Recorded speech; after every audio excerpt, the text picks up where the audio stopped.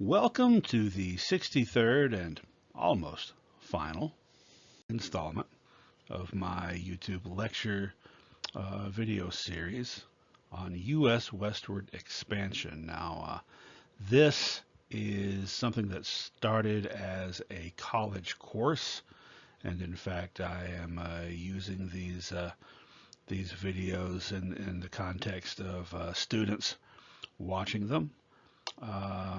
It was for a course that already existed called U.S. Westward Expansion. I think that if I had had the opportunity to name the course or rename the course, I would have probably chosen the North American Frontier as the title.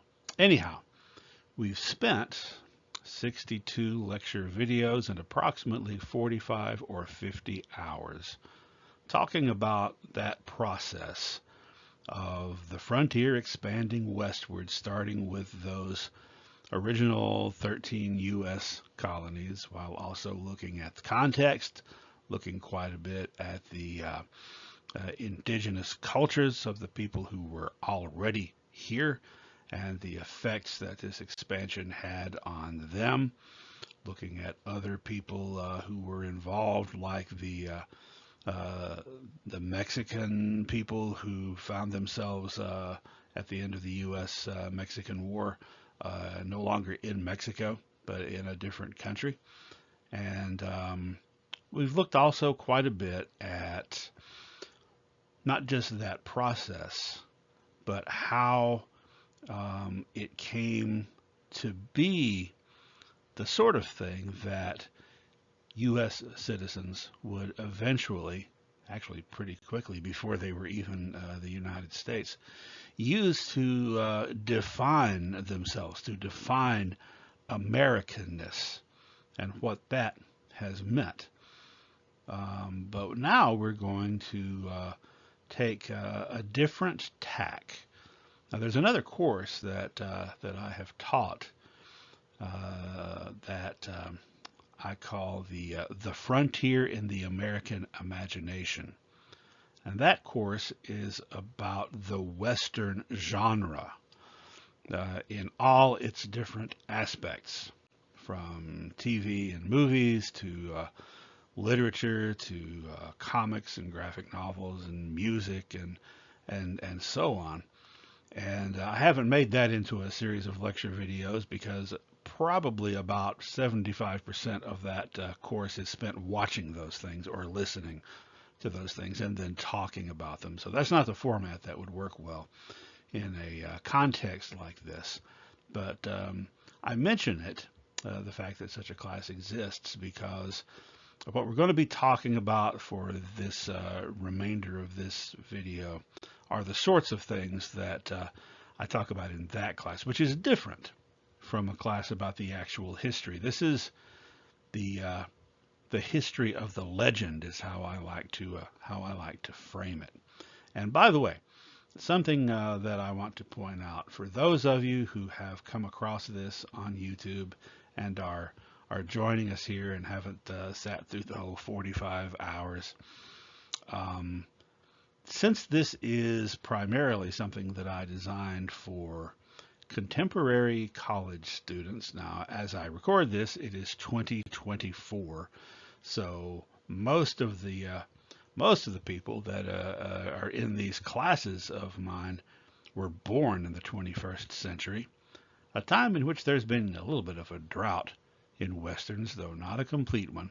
My point is that every time I've taught this class and the other one I described, I discover that out of usually 15 to 20 students, sometimes a few more, there's usually only 2 or 3 that have actually ever watched a Western.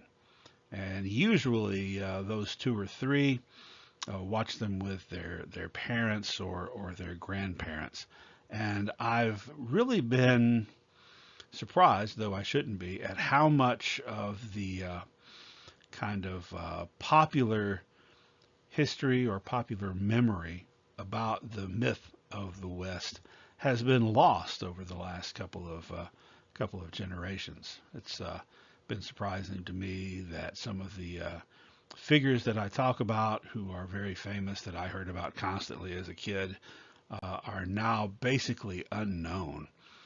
My point here being that if you're somebody that loves Westerns, you're not going to be getting here an exhaustive history, not exhausting, hopefully, but not a complete history.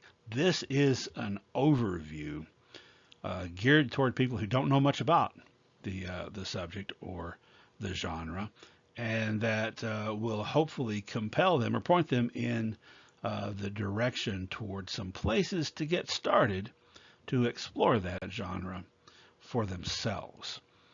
So that being said, let's start talking about the Western fiction genre or Western literature, which is not the same thing as Western literature, quote unquote, meaning a European or Western society.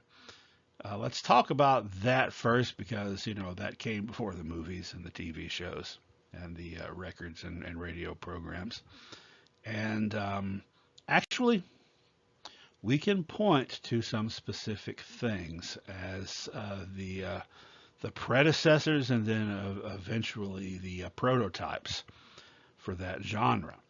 Now, if you are a student that's in this class that I'm teaching, or if you're someone who's been following along through all these videos, these next few things that I discuss are going to be things that you've already heard about. I'm just kind of bringing them in here to refresh your memory.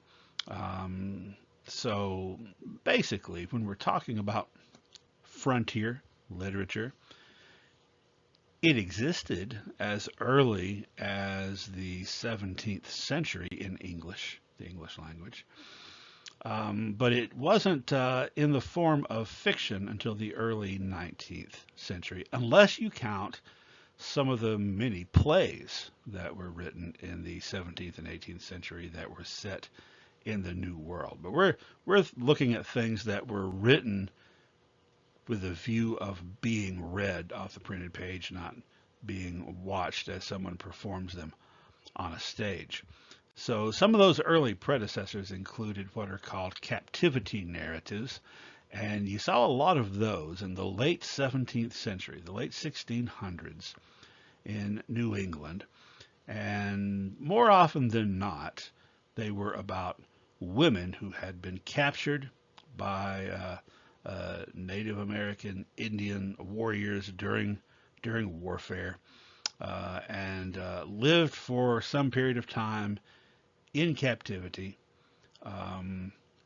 Sometimes the women are given a byline like Mary Rowlandson. That's probably the most famous of these, the sovereignty and goodness of God, about the capture and captivity of Mary Rowlandson during King Philip's War, which was in New England between the colonists and the indigenous tribes.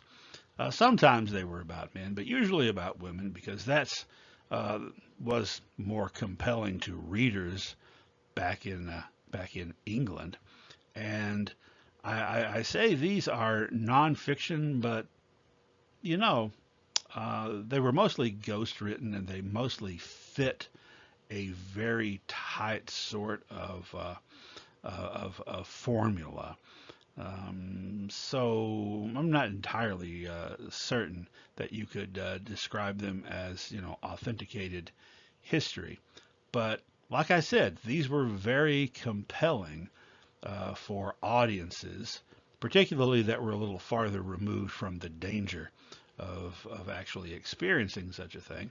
And as you might know, Hollywood has found that to be true as well in the 20th century, with examining stories about white people captured by Native American tribes.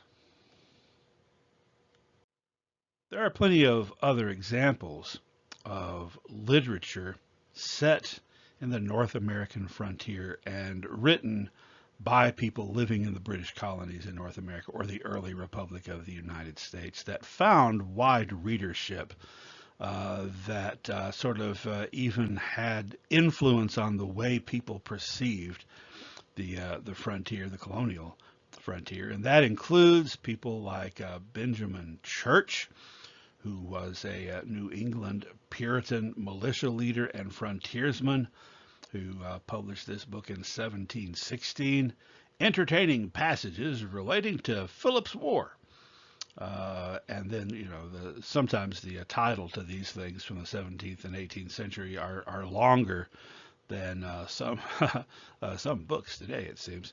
Anyway, Benjamin Church, probably the first frontier hero in what the area that would eventually become, instead of English colonies, the United States.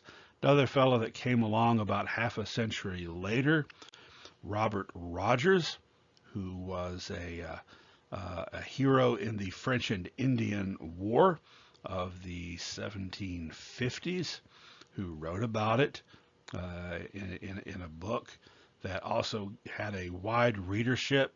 So he was talking about his personal experiences of fighting against the Native American tribes. However, he presented his opponents in not necessarily maybe a sympathetic light, but not in a dehumanized way compared to the way other folks were writing about Native people at the time. He had some respect for indigenous culture.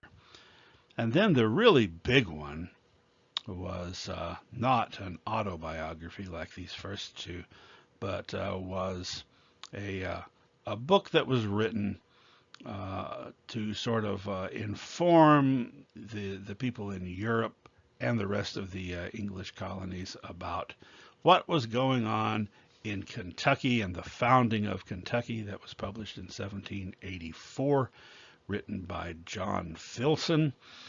And he had an appendix in this book that was longer than the actual narrative of the book. And the appendix was about the adventures of Colonel Daniel Boone, pictured there on the left. That's Filson on the right. And it was enormously popular, wound up being quoted widely and led to Daniel Boone being a sort of a celebrity in his own lifetime. And this was re-released, just the appendix part, as The Adventures of Colonel Daniel Boone. By the way, one of these two people, interesting fact, one of these two people was killed by Shawnee warriors, and his body never recovered. And it was not Daniel Boone. It was the guy that wrote about him. You could kind of fit this book into the same category, published in 1834, an autobiography that was co-written by David or Davy Crockett, co-written with a colleague of his in Congress, that was extremely popular and helped to make Crockett, like Boone had been before him, a celebrity in his own time. But all these things, although it's true that they were very sensational, that they were very widely read, and that they were very impactful on people's view of the North American frontier, and even despite the fact that some of them were kind of fictionalized, none of them technically were fiction. The first American Western fiction was by James Fenimore Cooper, starting in 1823. Over an 18-year period, he wrote a cycle of novels about Nathaniel or Natty Bumppo, alias the Deerslayer, alias Hawkeye, alias Leatherstocking, that were extraordinarily popular, not just in the United States, but worldwide, making him not just the first Western author in the sense of Western fiction, but also the first American fiction author to get an international audience. So I'm sure you've at least heard of The Last of the Mohicans. So he was sort of writing about initially the frontier. Well, initially, if you go by the chronology of when the stories were set, the frontier of upstate New York, there in the Allegheny Mountains, and then eventually out onto the prairie in the post Louisiana Purchase period. So that was the beginning, and actually, just about a year after Davy Crockett's autobiography came out, the Davy Crockett Almanacs started to be published. Initially published in Nashville, and then later other printers in other cities got the franchise. This was before the ability existed to, at least in an affordable way, mass produce things and ship them around the country. These were not really almanacs in the sense of, checking, farmers checking to see when to plant their crops. It was actually short story collections that featured Davy Crockett in very fictional stories, and also other frontiersmen like Daniel Boone or others. And these were incredibly popular. They, by the way, they predated the death of Davy Crockett. He died at the Alamo in 1836, and they continued to be published for about 20 years until I think 1855 is when they finally stopped making them. But they were very influential. Now, not too long after those almanacs started coming out, there was a process developed, some advances in printing that enabled large numbers of pamphlets, books, etc., to pages, huge numbers of pages to be published in a day, which made it possible then to actually produce and sell newspapers, pamphlets, etc., a little bit even cheaper, maybe than before. And this was the dawning of the era of penny dreadfuls, as they were called, or boys' story magazines, which were not so much magazines as they were like tabloids. And they featured adventure stories geared toward adolescent boys. And so those were popular for a couple of decades, and then eventually they were supplanted in popularity by the development of the dime novel, initially produced by a company called Beatles, and then other companies sort of started to imitate their approach, their packaging, and so forth.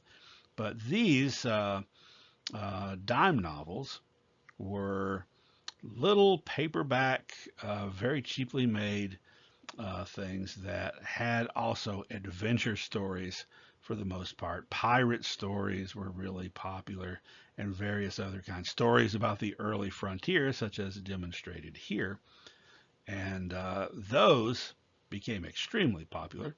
And then within a few years after the Civil War, around the time those cattle drives were getting started, you started to see some of the Beatles and other of their imitators to put out dime novels, not based on fictional characters, nor even on historical figures, but based on people who were still alive at the time from out west. Now, I spent about an hour talking about these in a previous lecture video that was called Dime Novels and Wild West Shows, so you can get a little more detail there. But you can see some examples here of some of the people who didn't get famous. Well, let's put it this way. They didn't have dime novels made about them because initially they were extremely famous.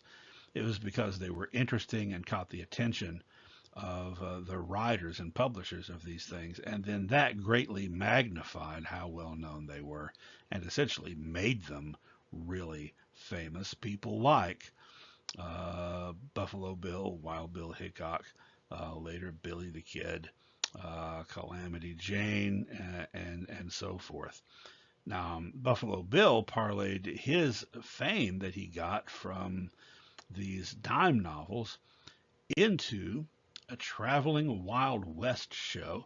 And you can see that this one, his Congress of Rough Riders, was in operation for a quarter of a century, starting in the 1880s. But actually, he had another one before that, starting in the early 1870s, that was a little bit smaller. So this was the beginning of Western showmanship and exporting sort of the growing mythology of the West to the larger eastern cities and also across the ocean to Europe.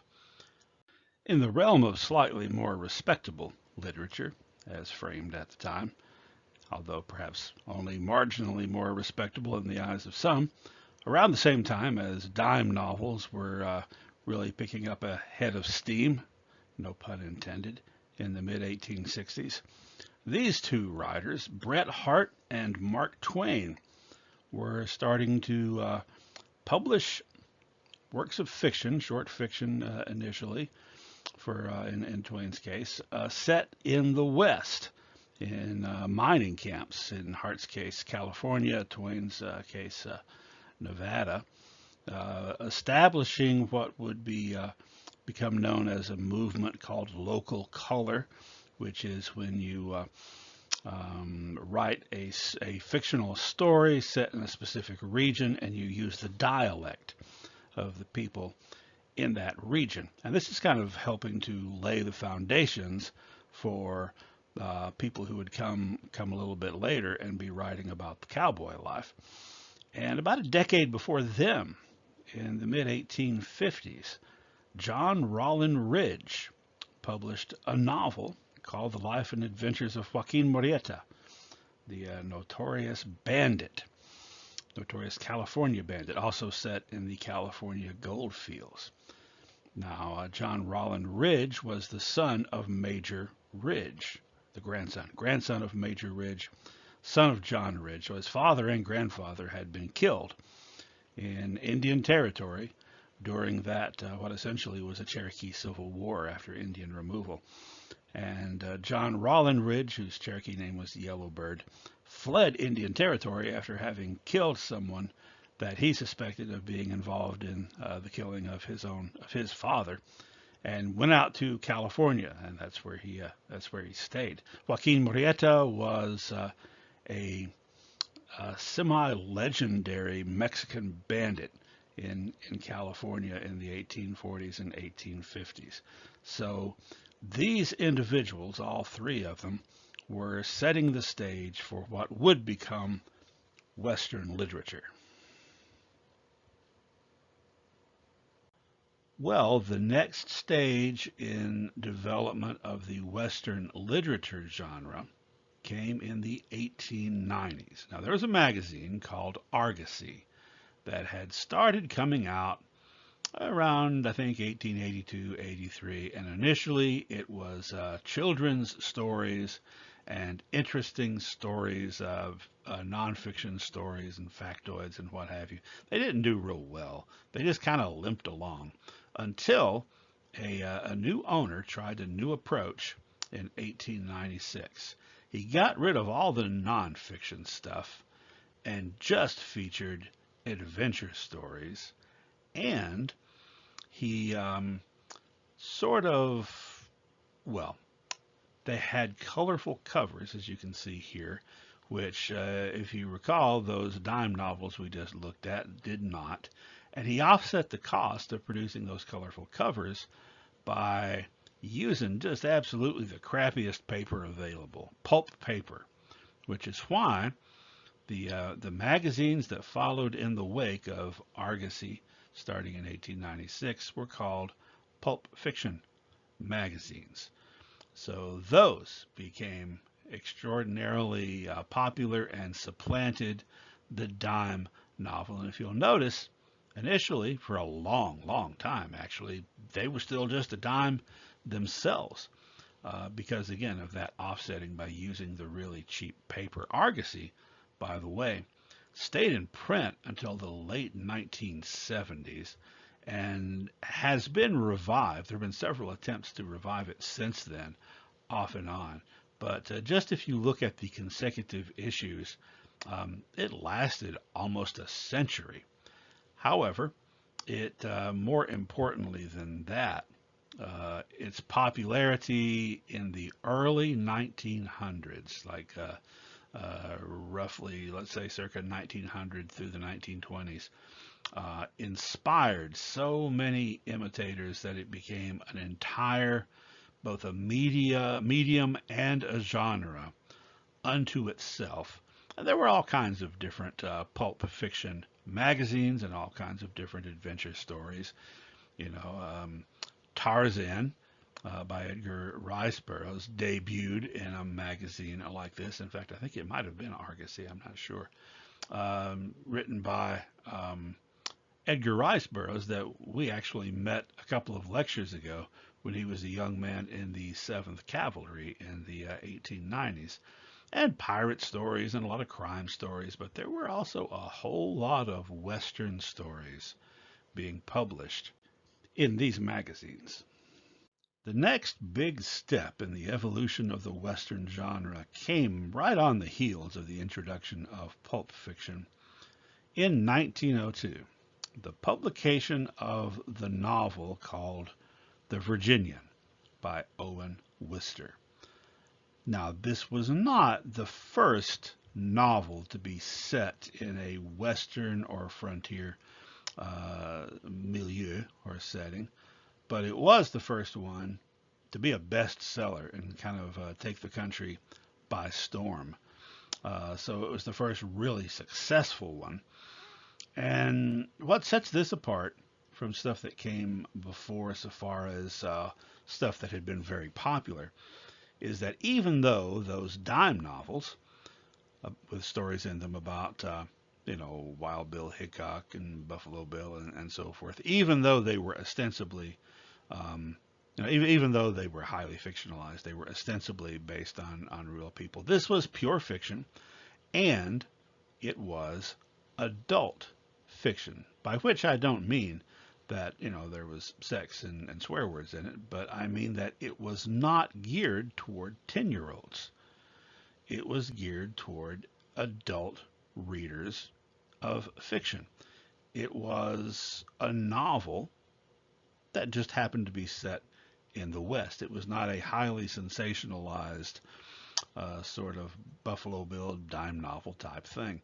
I mean, in a lot of ways, this is just a continuation of the local color movement, of which Mark Twain is probably the best known from the late 19th century, right? The idea of writing novels set in particular regions and using the vernacular and dialect of those regions in the dialogue. And Mark Twain, some of his nonfiction was set in the West, but there was Bret Harte who wrote a lot of short stories set in the West. That was before Owen Wister, but he didn't have any best-selling huge novels that changed the way that people looked at the West, the way Wister did. In fact, an idea, well, a couple of ideas, a couple of facts rather, that show you how significant Wister's influence was. Number one, before you know it, he was pals with Teddy Roosevelt, president at the time the book came out, and lover of all things Wild West. And also today, in the 21st century, the Lifetime Achievement Award given to writers well along in successful careers by Western writers of America is called the Owen Wister Award. So this was extraordinarily influential. Here's a scene from one of the many movie versions of The Virginian, one of the earliest ones, 1929, with Gary Cooper, and the famous line from the book, if you want to call me that, smile. So, somebody says something rude or obnoxious to you, remember, the video about gunfighters and how a lot of those fights started with someone feeling dishonored or dissed or disrespected. So if you're going to say something nasty to me, you better be smiling like you're my friend and showing that you're joking. So this is taking a lot of the existing already by then themes and tropes about the cowboy life and further solidifying them, delivering them to an even wider audience. And in addition to that, Wister's novel being successful, and by the way, this happens a lot of times when there's a successful novel or movie, a lot of people start imitating it, or at the very least, working in the same genre or subgenre. So there were a lot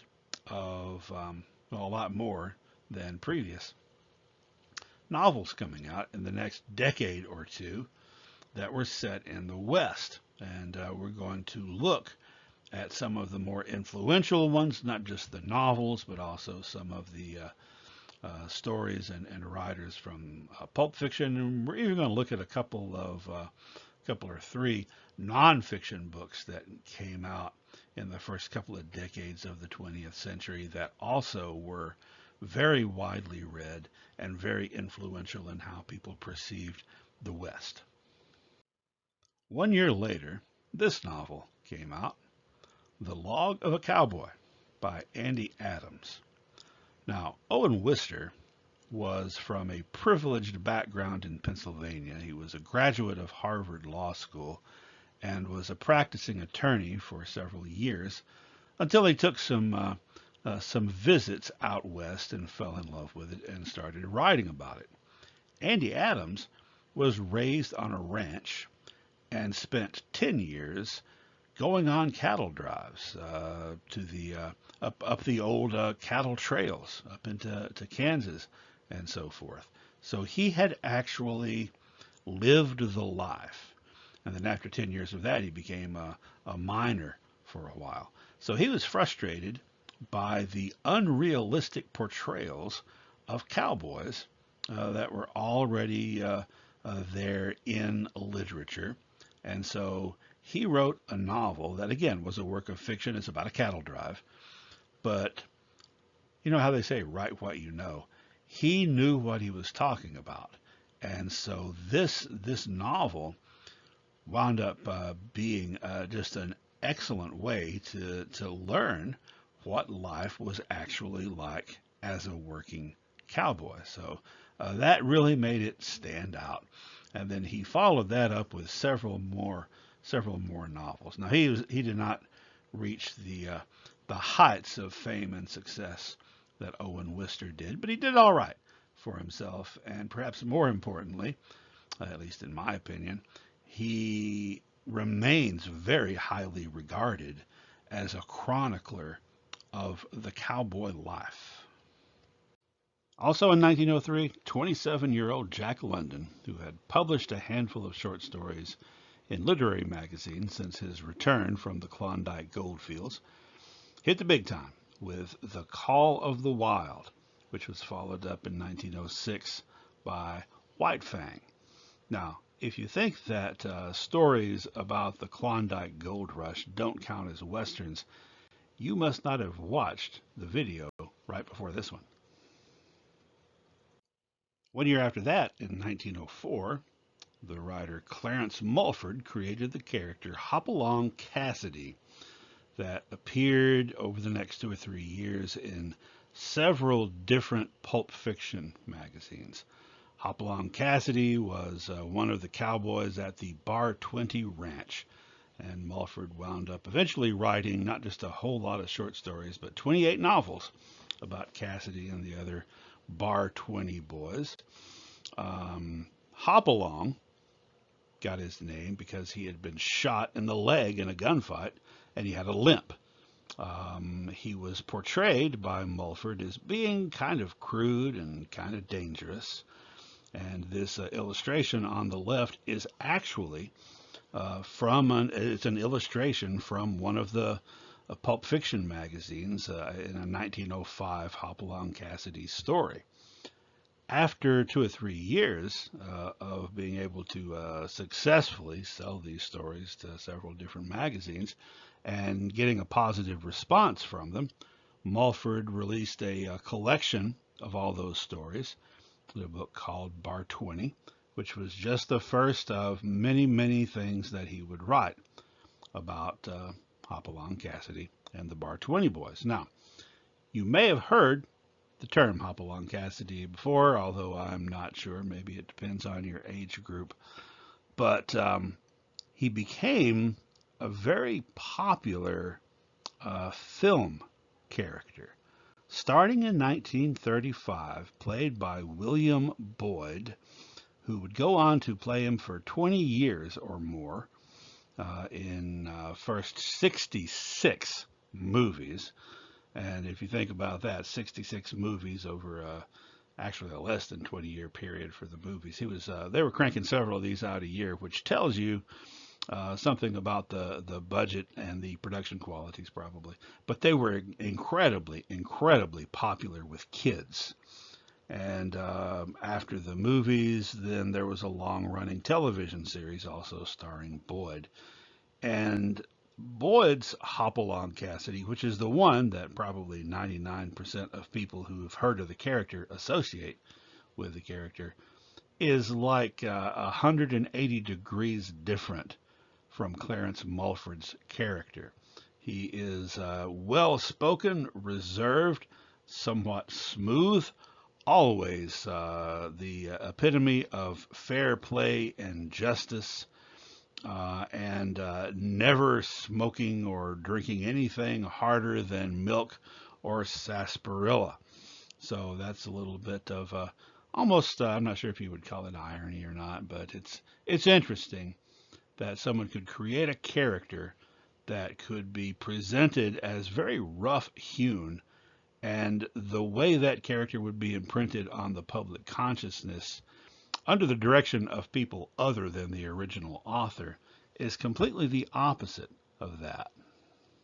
In 1906, B.M. Bauer published Chip of the Flying U. Now, this was another of those ranch life stories, which in this case, like Hopalong Cassidy, became a whole series of novels about the characters living on this ranch. It was a hit, and Bauer went on to write dozens of Western novels, many of them about the characters of the Flying U, eventually selling or seeing 2 million copies of those books in print.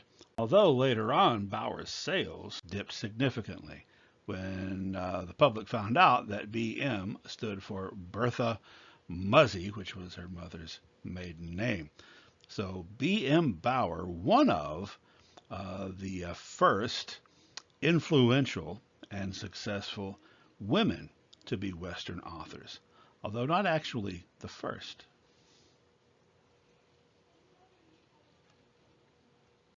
That would be Emma Gint Curtis, a fascinating woman who was a suffragette, who published and edited a suffragette newspaper, and also was very active in the populist movement. When she was in her late 20s, she wrote a couple of novels set in Colorado. The first one came out in 1888, The Fate of a Fool, and it was about an impressionable young music teacher from back east who marries a rancher in Colorado and moves out there only to discover that her husband is the sort of fellow that keeps regular company with prostitutes, and that becomes a huge issue for them. Most of the book is them arguing, actually, about the him defending prostitution and her condemning him for his mistreatment of women and helping to perpetuate the system. So technically, it's on a ranch, and there are a couple of cowboy characters that show up, but the ranching part is not the center of the story.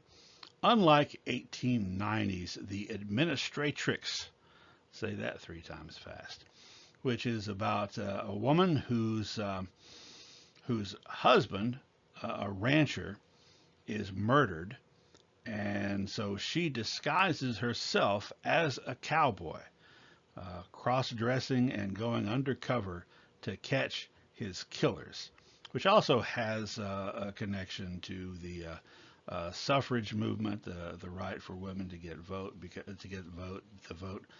because her husband was a supporter of her and that movement. But because the whole story centers around cowboys and the ranch life, this novel, The Administratrix, is the one that's considered to be the first novel to be a Western in the sense that we think of them. So why didn't I lead off with this? Why did I start off talking about Owen Wister? Because Owen Wister, within a short time of his book coming out, was a huge success, and Imogen Curtis, who had a fascinating life and was herself a very huge success in many ways, did not make a big impact as a writer. Not even to the extent that B.M. Bauer did. B.M. Bauer made a huge impact as a writer. These books are extraordinarily rare. Not many of them were printed, and not many of them were bought. But that does not change the fact that really the first Western author, you might could say that, as we did, that James Fenimore Cooper was the first frontier author, but the first Western author in the sense of writing about cowboys and novels was Imogen Curtis. Here's somebody you probably didn't think of as a Western writer, because he wasn't really. O. Henry, the celebrated short story author who wrote, among other things, The Gift of the Magi. I bet you all read that in high school. However, he did live in Texas for about 20 years, and when he was a young man, he worked on a sheep ranch for a while. So he had a little bit of a background in the West. And in 1906, he had a story published in Everybody's Magazine, which was not a pulp fiction magazine, though it later became one. It was a literary magazine at the time. In fact, this is where, a few years later, George Bernard Shaw's story Pygmalion was first published. Anyhow, 1906, he had a story published here called The Caballero's Way, which was a Western, and featured as its main character the Cisco Kid, who was a young outlaw who was kind of brutal, actually, and was being pursued by the law, and he was actually kind of thuggish, kind of an anti-hero, I guess you could say. And despite the fact that he later was represented in media as Latino, the character was a young white guy, a young Anglo cowboy. But that was changed over 20 years later in 1928 when that short story was adapted to film, made into a movie with a different title called In Old Arizona, which starred Warner Baxter as the now Latino Cisco Kid, despite the fact Warner Baxter was not Latino, but that didn't stop them back then. In fact, Baxter won the Academy Award for Best Actor for this film, portraying a Mexican American. And by the way, that was only the second year they had Academy Awards. So with this adaptation to film, suddenly the Cisco Kid became a Latino character, even though he wasn't played by a Latino. To be, well, not really fair, but to be honest, Warner Baxter made a career out of playing Latino characters in a time when you didn't necessarily have to belong to a minority group to portray them.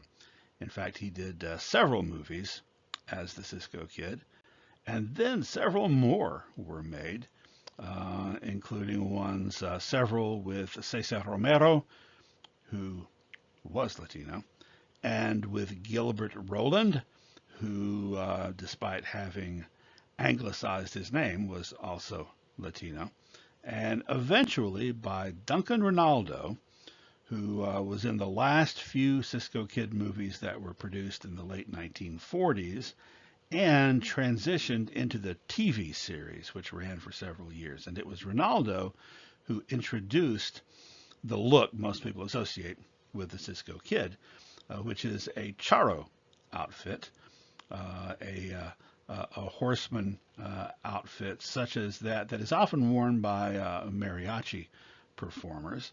Ronaldo, also not Latino, he was Romanian, but at least I guess that's a Romance language. Anyhow, this kind of reminds me of the situation with Hopalong Cassidy, where you have a character appearing in print that, upon making the transition to film, becomes in many ways the complete opposite of what the character was envisioned by its creator. A more recent version of the character, by the way, was 1994's Cisco Kid movie starring Jimmy Smits as Cisco. Much like Gilbert Roland, despite having an anglicized or an English sounding name, Jimmy Smits is Latino. And this one had Cheech Marin as his sidekick Pancho. Now, I said this is more recent, but as soon as I said it, I realized that it's at least 10 years older than any of my students. But let's get back to books and the 1900s, shall we? Another significant Western novel that came out in the first decade of the 20th century, Whispering Smith by Frank H. Spearman, who in real life was the president of a railroad company. And his books that he wrote were about railroad detectives. So Whispering Smith is a detective for the Union Pacific Railroad Company. This novel has been adapted as a film 8 different times and also as a television series. Now we move into the 19-teens, which started off with 3 books, 1910, 11, and 12, that sort of all taken together set the foundations for the traditional Western as it would become known. So in some ways, these guys, they've been referred to as among the founding fathers of the Western genre. Although, as we've seen, there were some founding mothers too, and we'll see some more of those actually. But you had William McLeod Rain, Charles Alden Seltzer, but one might say, granddaddy of them all, Zane Grey. Zane Grey, The Riders of the Purple Sage. That was his second book, I think, but it's the one that catapulted him to fame. And here are just a few of the film versions down through the years of Riders of the Purple Sage. That set Zane Grey down a path of celebrity, which I can tell you doesn't happen with a lot of Western writers. And he was on the bestseller lists consistently for 20 years or more, became a millionaire. Not only did he write many books and also have a lot of film option deals that didn't hurt, he even had his own comic strip. So odds are pretty good that if you're one of my students, your grandfather, or maybe by this time great grandfather, probably had a collection of Zane Grey books. He was the first really big celebrity Western author. Now I want to look just real briefly at one of the nonfiction books from this period that is significant, and it's by our old pal Charlie Siringo. If you've been following these lectures, we've come across him probably 3 times before this. The cowboy in his early years and Pinkerton detective later on. And he had written that book about his cowboy years back in 1885 that did pretty well, but also made it a little hard to go undercover. And so near the end of his life, he wrote this reflection on his years as a detective in the Old West. And both of those books, taken together, even though they were, gosh, almost 30 years apart in the writing of them, were influential on a lot of fictional Western stories. Also in 1912, The Conquest by Oscar Micheaux, which is, well, it's a novel, but it was very semi-autobiographical. Oscar Micheaux had moved out as a very young man. He was only in his mid-20s when the book came out. But as a very young man, he had moved out on his own to South Dakota and staked a claim to a homestead and worked on a homestead for several years, and wrote this novel about the experience of an African American man trying to make it as a homesteader. And this came out in 1912. He actually had lost his farm not long before that for his poor finances. That he wrote another novel with a similar theme, The Homesteader, also with an African American protagonist. And then in the late 19 I think The Homesteader came out in 1918. He tried to option it for a film, which is now becoming a thing, and nothing quite worked out. So he scraped together the money and made the film himself, The Homesteader, which was a breakout success, a silent film about homesteading in the Old West, which led to him having a career as a writer and director of silent films. And he was the first really influential and successful black filmmaker. In 1919, in the pulp magazine All Story Weekly, which later got bought out by Argosy, by the way, a writer named Johnston McCulley had a story called The Curse of Capistrano, which featured a mysterious masked figure all in black in old Mexican California who went by the name El Zorro, or the Fox, which was very, very popular. It took off within 1 year of the story being published in this pulp fiction magazine. The first movie version was on big screens with Douglas Fairbanks in 1920, and there have been many, many film versions since. Comic book versions, as you can see on the far left there. A couple of Antonio Banderas productions of Zorro in the late 90s. Most recently, there was a series produced in Spain that has had one season so far as of 2023. It's on Netflix. It has a kind of a different twist to the story, but it's very good. So unlike the Cisco Kid, Zorro was intended to be Latino from the very beginning, although he wasn't always played by Latino actors. Also appearing in All Story Weekly in 1919, a story called The Untamed, the first Western story by Max Brand, real name Frederick Schiller Faust, who would sort of dominate the pulp fiction pages where westerns were concerned in the 1920s and 30s, and also produce a large number of novels during that time, a couple of collections of poetry as well, and would develop a reputation as one of the all-time great traditional Western authors. He died in 1944 during World War II. He was killed during the war when he was serving as a war correspondent. He was killed by shrapnel, but his books are still in print, and you can still find paperback versions in bookstores easily. By the way, he also wrote Destry Rides Again in 1930, which was a famous movie with Jimmy Stewart, very young Jimmy Stewart, and he created the very non-Western character of Dr. Kildare.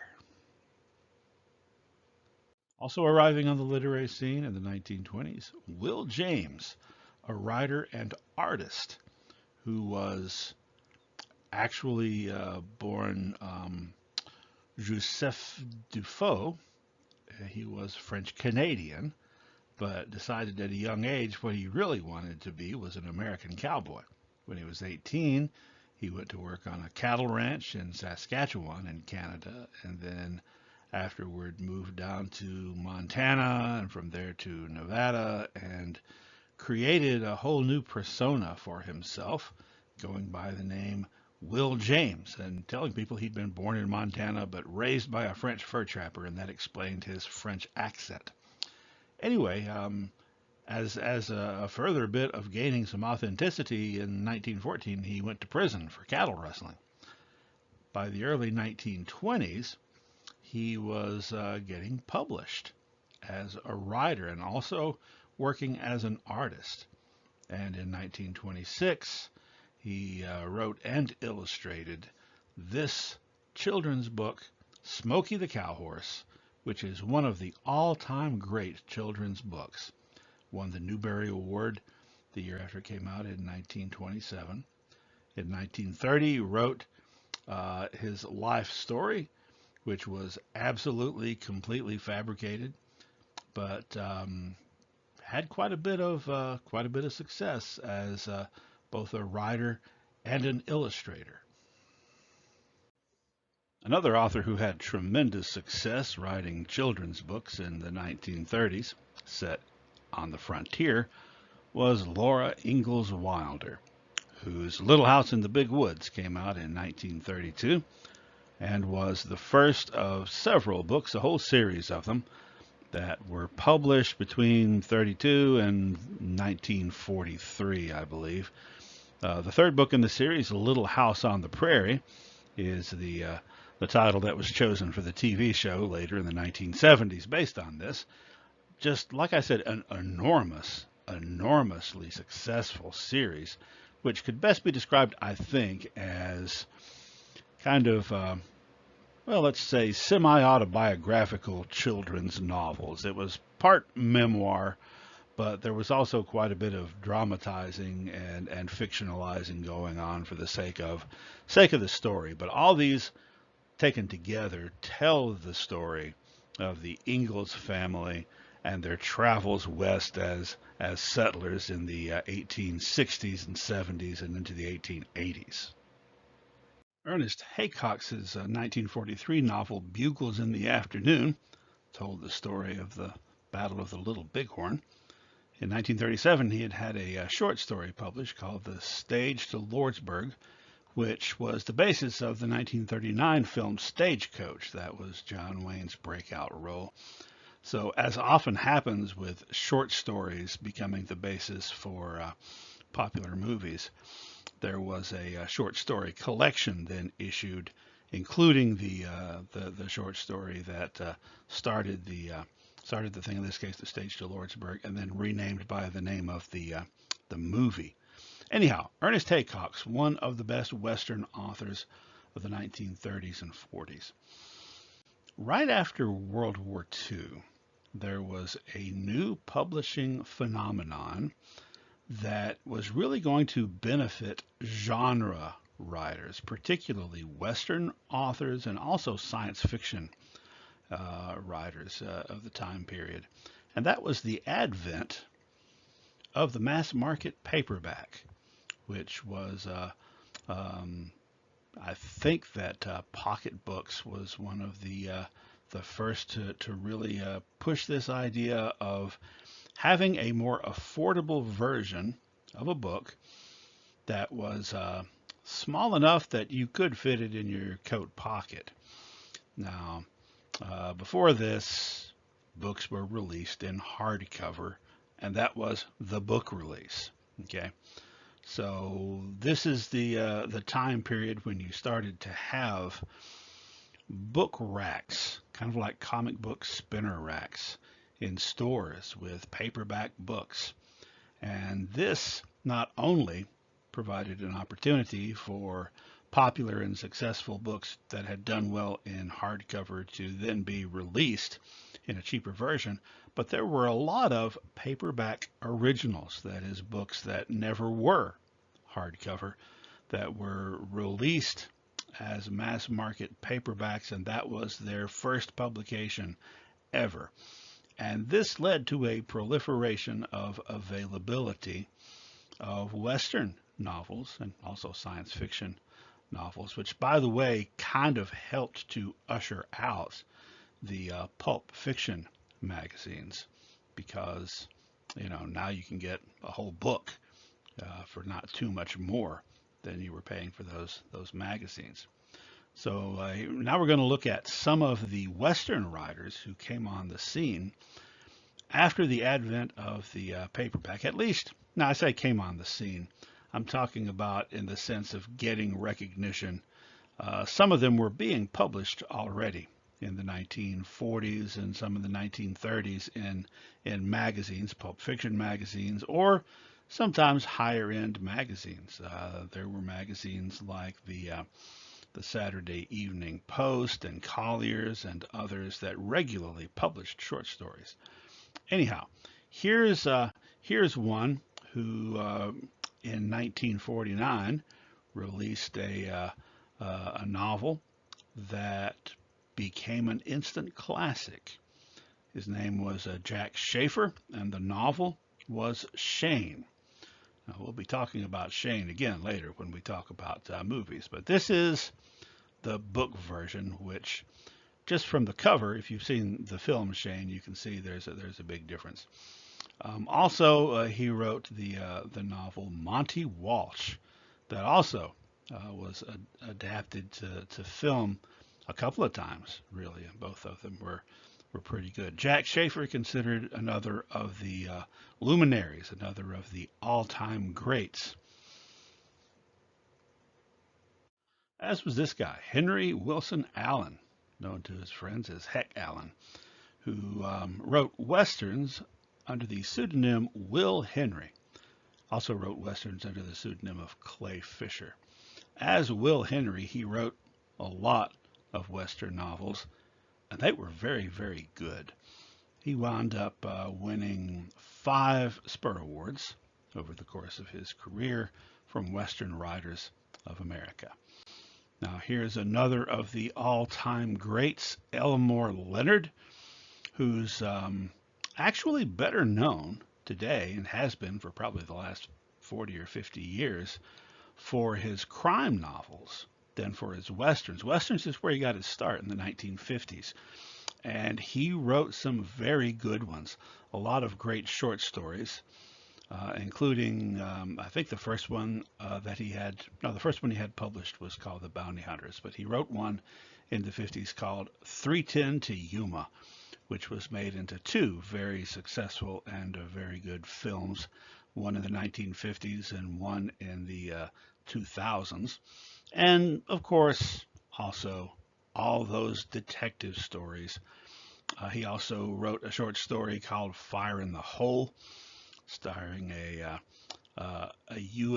Deputy United States Marshal named Raylan Givens, present day, who was from Kentucky, and who had sort of this cowboy swagger and cowboy attitude about him, which was the basis for the TV show Justified, if you've seen that.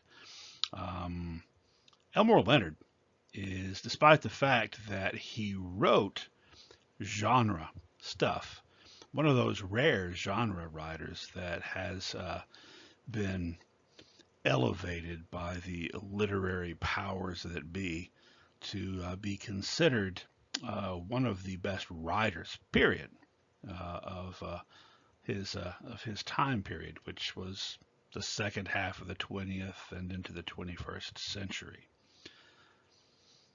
Here's another of the all-time greats, Dorothy Johnson. Dorothy Johnson, she didn't write many novels. She wrote 1 or 2, but she wrote a lot of short stories, not for pulp magazines, but for the higher end magazines.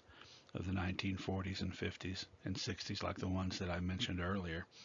And many of those short stories were adapted to film, became classic films that you may have heard of, like, for instance, The Man Who Shot Liberty Valance or The Hanging Tree.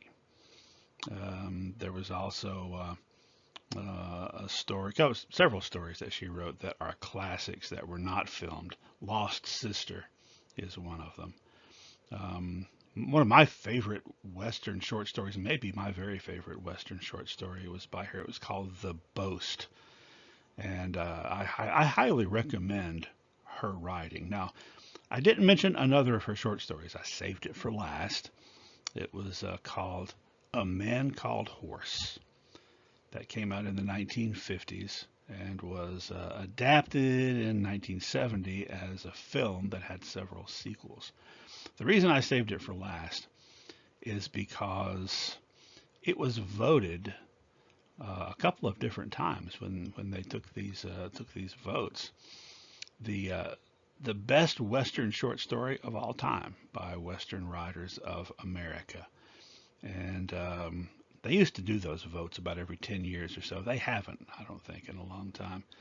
But when they did, her story, Man Called Horse, always came up at the very top or near the very top. So an outstanding author that, I highly recommend.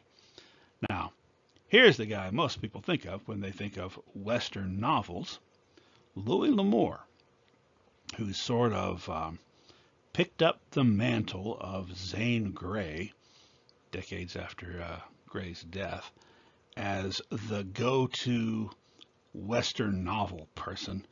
And like I mentioned before, when we talked about Zane Grey, I bet if you're one of my students, your grandpa has or had a collection of Zane Grey books and of Louis L'Amour books. He got his start writing for magazines in the 1940s, mostly adventure stories. He had actually gotten started in the late 30s. Mostly adventure stories with an occasional Western. Later kind of picked up on the Westerns. And he had a short story that I think was published in 1951, if I'm remembering correctly, called The Gift of Cochise. Hope you remember Cochise from our previous lectures. It appeared in a magazine, and that magazine was read by John Wayne, who really loved the story and paid for the rights to make a film out of it. And they called the film Hondo. And part of the deal that L'Amour made, L'Amour was very good at making deals, by the way, and very good at promotion. Part of the deal that he had was that after the movie came out, he had the rights to write the novelization of the movie script. So the novel Hondo, which is an adaptation of the movie Hondo, which is an adaptation of the short story The Gift of Cochise. L'Amour's popularity really took off in the 1960s with The Sackets, which was a series of novels with the same family. Initially 3 brothers, but then we got to meet all their cousins, including their other branch of cousins, the Clinch Mountain Sackets, and then yet another branch called the Talons. There were a whole bunch of these novels, and they were very popular. By the 1970s, Bantam Books was promoting him heavily in ads, in all their paperback books, especially their westerns, and in magazines and stuff. And so in the 1970s, he just was huge and continued to be so and still is today. When he passed away in 1988, I think there were 200 million copies of his books in print. So, like I said, he's the guy most people think of when they think of Western novels. By the way, Down the Long Hills was the first and only Louis L'Amour novel to win a Spur Award. I think that was in 1968 or 69. Now, here is a guy whose name everyone should associate with Western novels. Elmer Kelton. Started getting published in the 1950s and did so for half a century or more. And you remember those surveys that I mentioned of Western writers of America, and how a Man Called Horse would always come up as the best or one of the best short stories? Well, they also had a category in those surveys for who is the best Western writer of all time. And Elmer Kelton was number one every single time, as voted by his fellow Western writers. And a couple of his novels in particular, The Day the Cowboys Quit and The Time It Never Rained, would consistently show up in the top 5 best Western novels ever written, or at least the top 10. I've included in this montage on the lower right Bowie's Mine, which I wanted to specifically have this edition with this cover because it has a special meaning for me. This was the first grown-up book that I ever read when I was 8 years old, and I still vividly remember the opening of that novel. I always read way ahead of my age group, but this one has stuck with me. And something else that has stuck with me is something that Elmer Kelton said one time, that if you read his books, you will see how this plays out. He said, "I don't write about good guys in white hats fighting bad guys in black hats. I write about two guys in gray hats, one trying to institute change and the other resisting it," which says a lot about Kelton's characterization. The fact that his books always had a protagonist and an antagonist, and generally you could tell who the quote-unquote hero was and who the villain was, but the villain had depth. A lot of times that whole schematic there of one person trying to bring about change and the other resisting it, either one of those people could be the hero of a story, right? Heroically bringing change, or heroically trying to stick with how things were. And his works, even his sort of traditional westerns like Bowie's Mine, had a lot of complexity to them.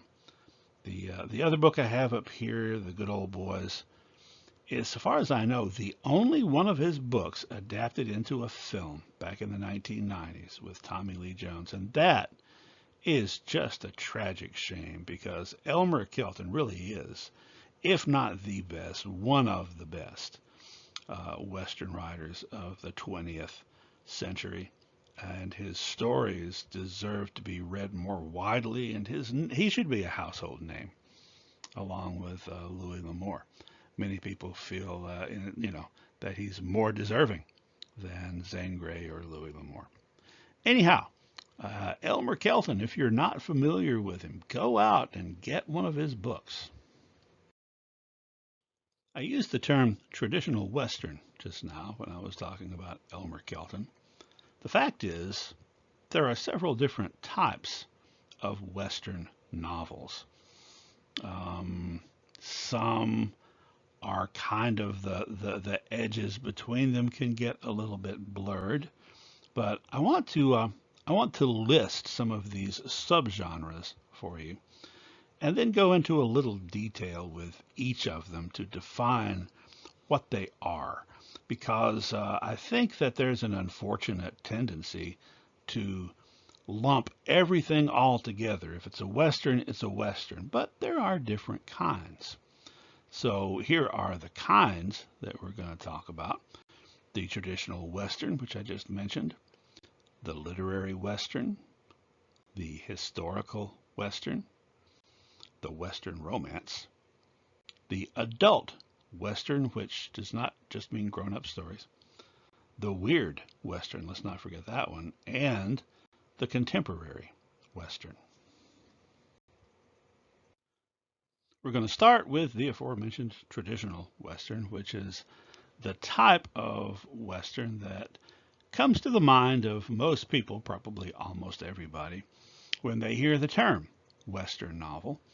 Now, I have several examples that I'm going to show you, starting with the one over here on the far left, Redemption, Kansas by James Reasoner, which I liked well enough that I wrote the cover blurb for it. Also, we've got The Ghost with Blue Eyes by Robert J. Randisi, or Bob Randisi, which is maybe my very favorite traditional Western novel of all time. I highly recommend both of those.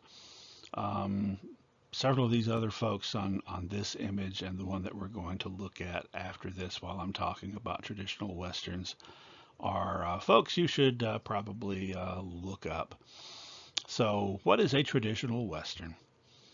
It's almost always set between right after the end of the Civil War until about 1900. So in other words, the era that we associate with, quote, the Wild West, the era of the cattle drives and free range ranching, and then, several years after that through the 1890s, when, if you'll recall from our historical lectures, there were still things going on like the Johnson County War in Wyoming. There were things going on like the Wild Bunch and then the other Wild Bunch and so forth. So that time period, very much action oriented, with clear heroes and villains. Maybe not always necessarily sterling white hats and absolutely evil black hats, but you can easily tell who the hero is because they are heroic and the villain is villainous. They follow the standard themes we associate with the Wild West. Lawmen versus outlaws, fighting against Native Americans, cattle towns or mining towns, and things that develop in those sort of wide open towns, range wars, stories of revenge, and I discovered the plots of most Westerns right there. Also, just sort of the standard thing that we're used to associating with the Old West due to pop culture, like the showdown on the city streets, the town streets, the two guys drawing on each other in a duel, and various other things like that. So that is usually, almost always, what the traditional Western deals with.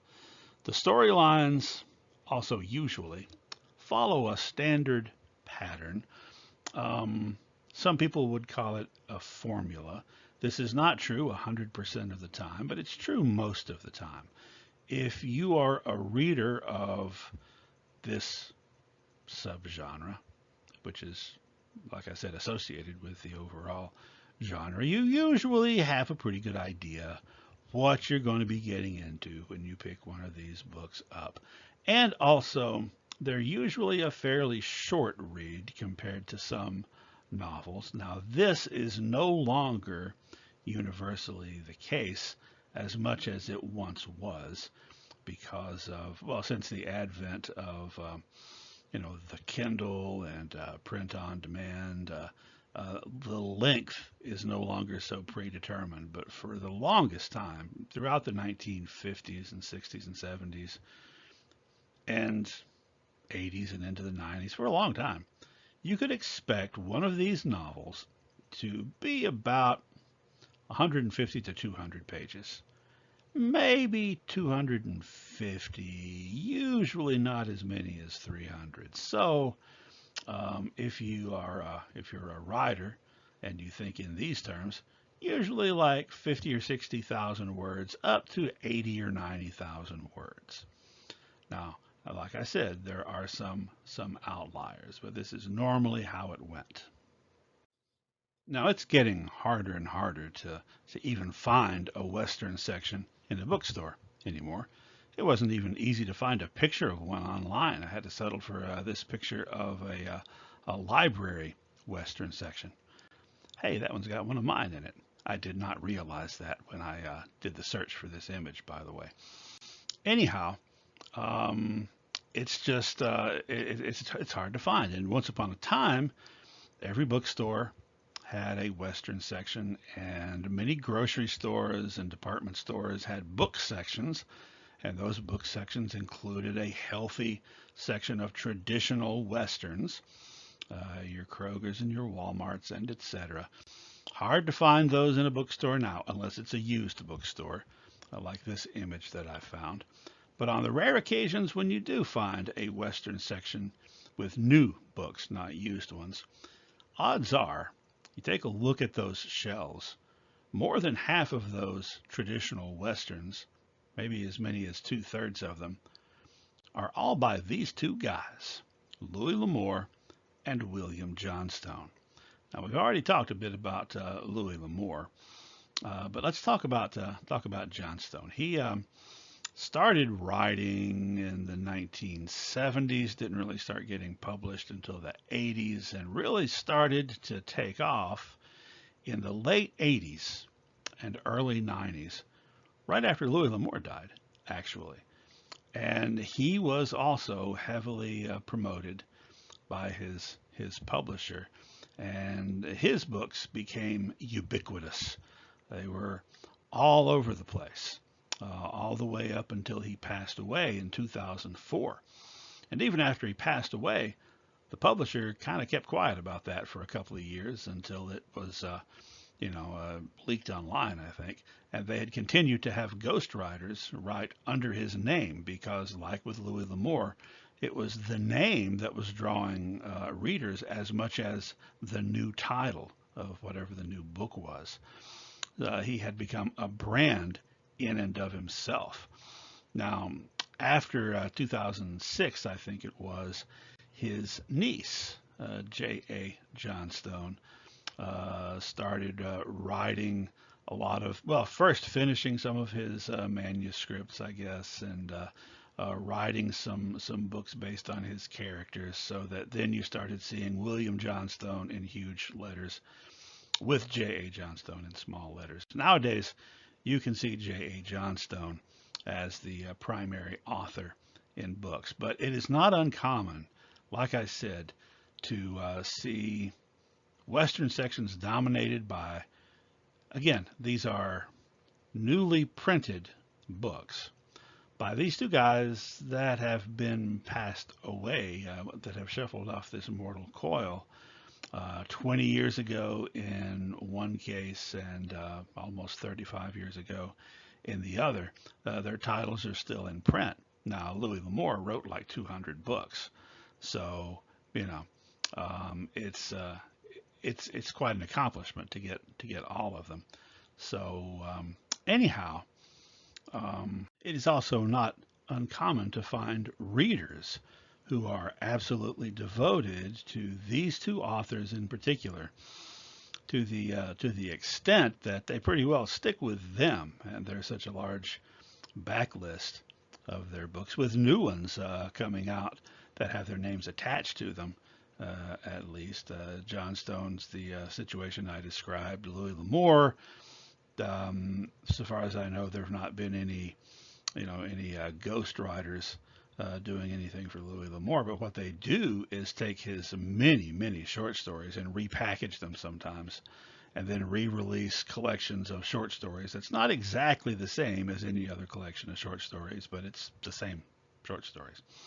Anyway, I was at a book signing a few years ago in a used bookstore, and this older couple came in, and the wife said to her husband, "Hey, look, Charlie, that guy over there has Westerns. You like Westerns, you should get one." And he said, "No, I only read Louis L'Amour."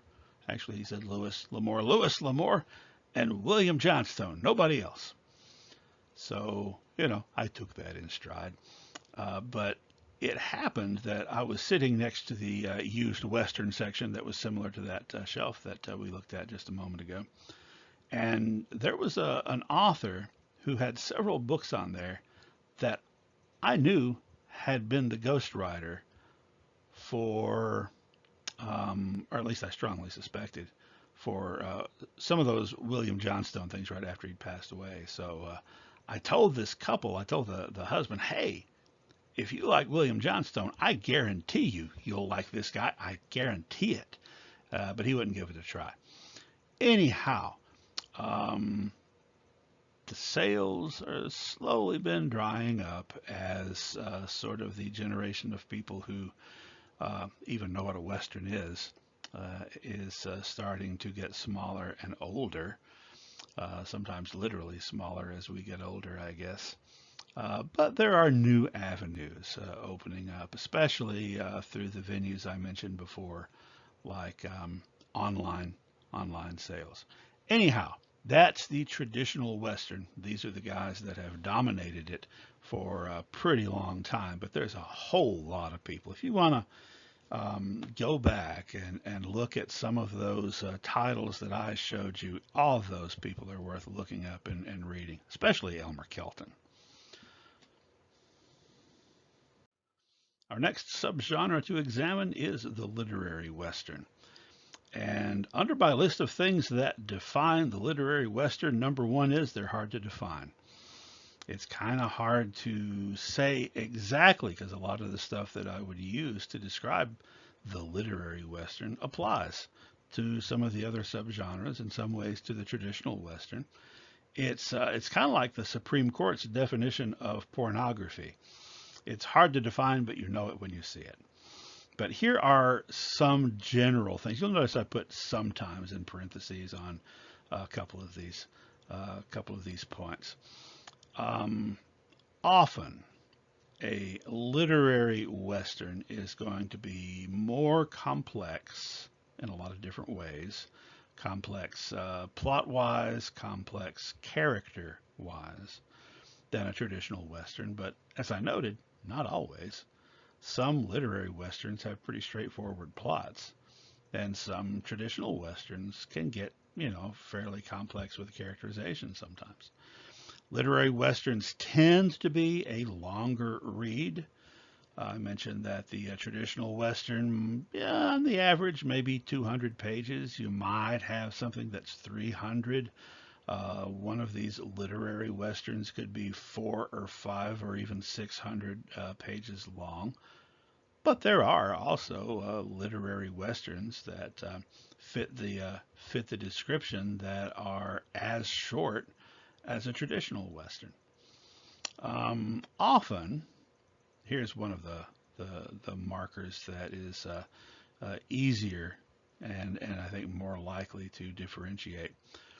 Often these are books by authors who are not known primarily as being Western authors. They are authors who have previously had novels published in other genres, or sometimes in no particular genre, who write a book that happens to be set in the West. It's not their milieu, if you will. Although in some cases it becomes that milieu as some of these people went on to write a lot more. And everyone on this page here, all these examples, these were not necessarily their first Western stories, but in many cases they were. So there's that. There's a more literary prose style. What does that even mean?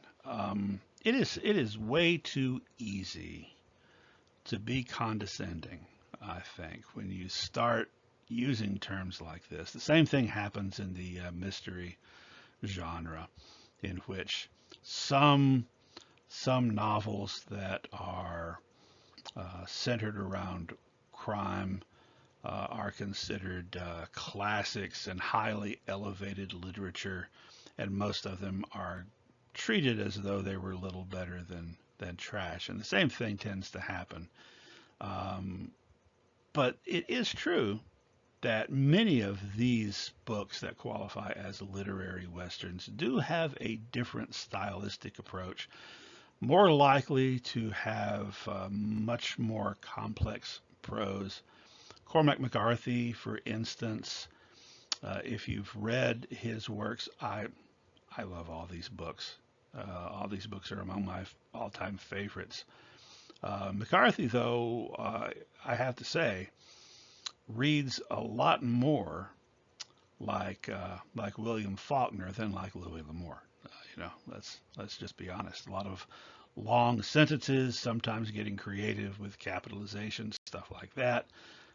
Sometimes, well, when I said they're more complex, complex plot and character wise, but also sometimes in the use of language. Now, something else that happens sometimes in literary westerns is that the author tries to stay closer to the actual language of the time period being presented. Charles Portis did this in True Grit, and several other novels do it as well, so that the characters speak more like Victorian characters than like, movie stars in Hollywood movies. Also, here's one of the big ways to tell if something is a literary Western. Critics like it. If it is presented initially as a traditional Western and it deviates from that aforementioned formula in such a way that critics like it, all of a sudden it's not considered a traditional Western anymore. And sometimes, like I say, they're fairly or not. This is the case, because there are plenty of books that are written with literary, stylistic, some people would say pretensions, that actually are not that good when you read them. And there are plenty of traditional Westerns that are just outstanding. I would also say, in defense of people who write traditional Westerns, it's a craft that needs to be practiced. You need to develop some finely honed skills and have some pretty strong talents to be able to work within those conventions and be compelling. And some people are really, really good at that. A lot of it does come down to what the publisher wants the public to think about a book. Maybe the publisher wants to appeal to folks like that Charlie guy at the bookstore, and so they're going to frame things a certain way.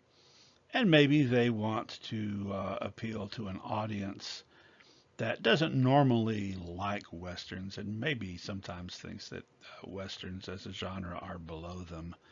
One way you can tell what the publisher's trying to do is to look at the cover designs, which the author, unless we're talking about something self-published, the author rarely has any input at all on cover designs.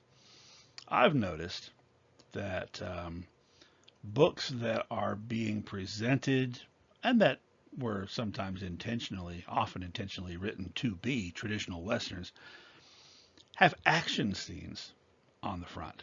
In fact, almost famously, for years, there were artists who were employed by various New York publishers who were really good at doing paintings really quickly in a Western setting.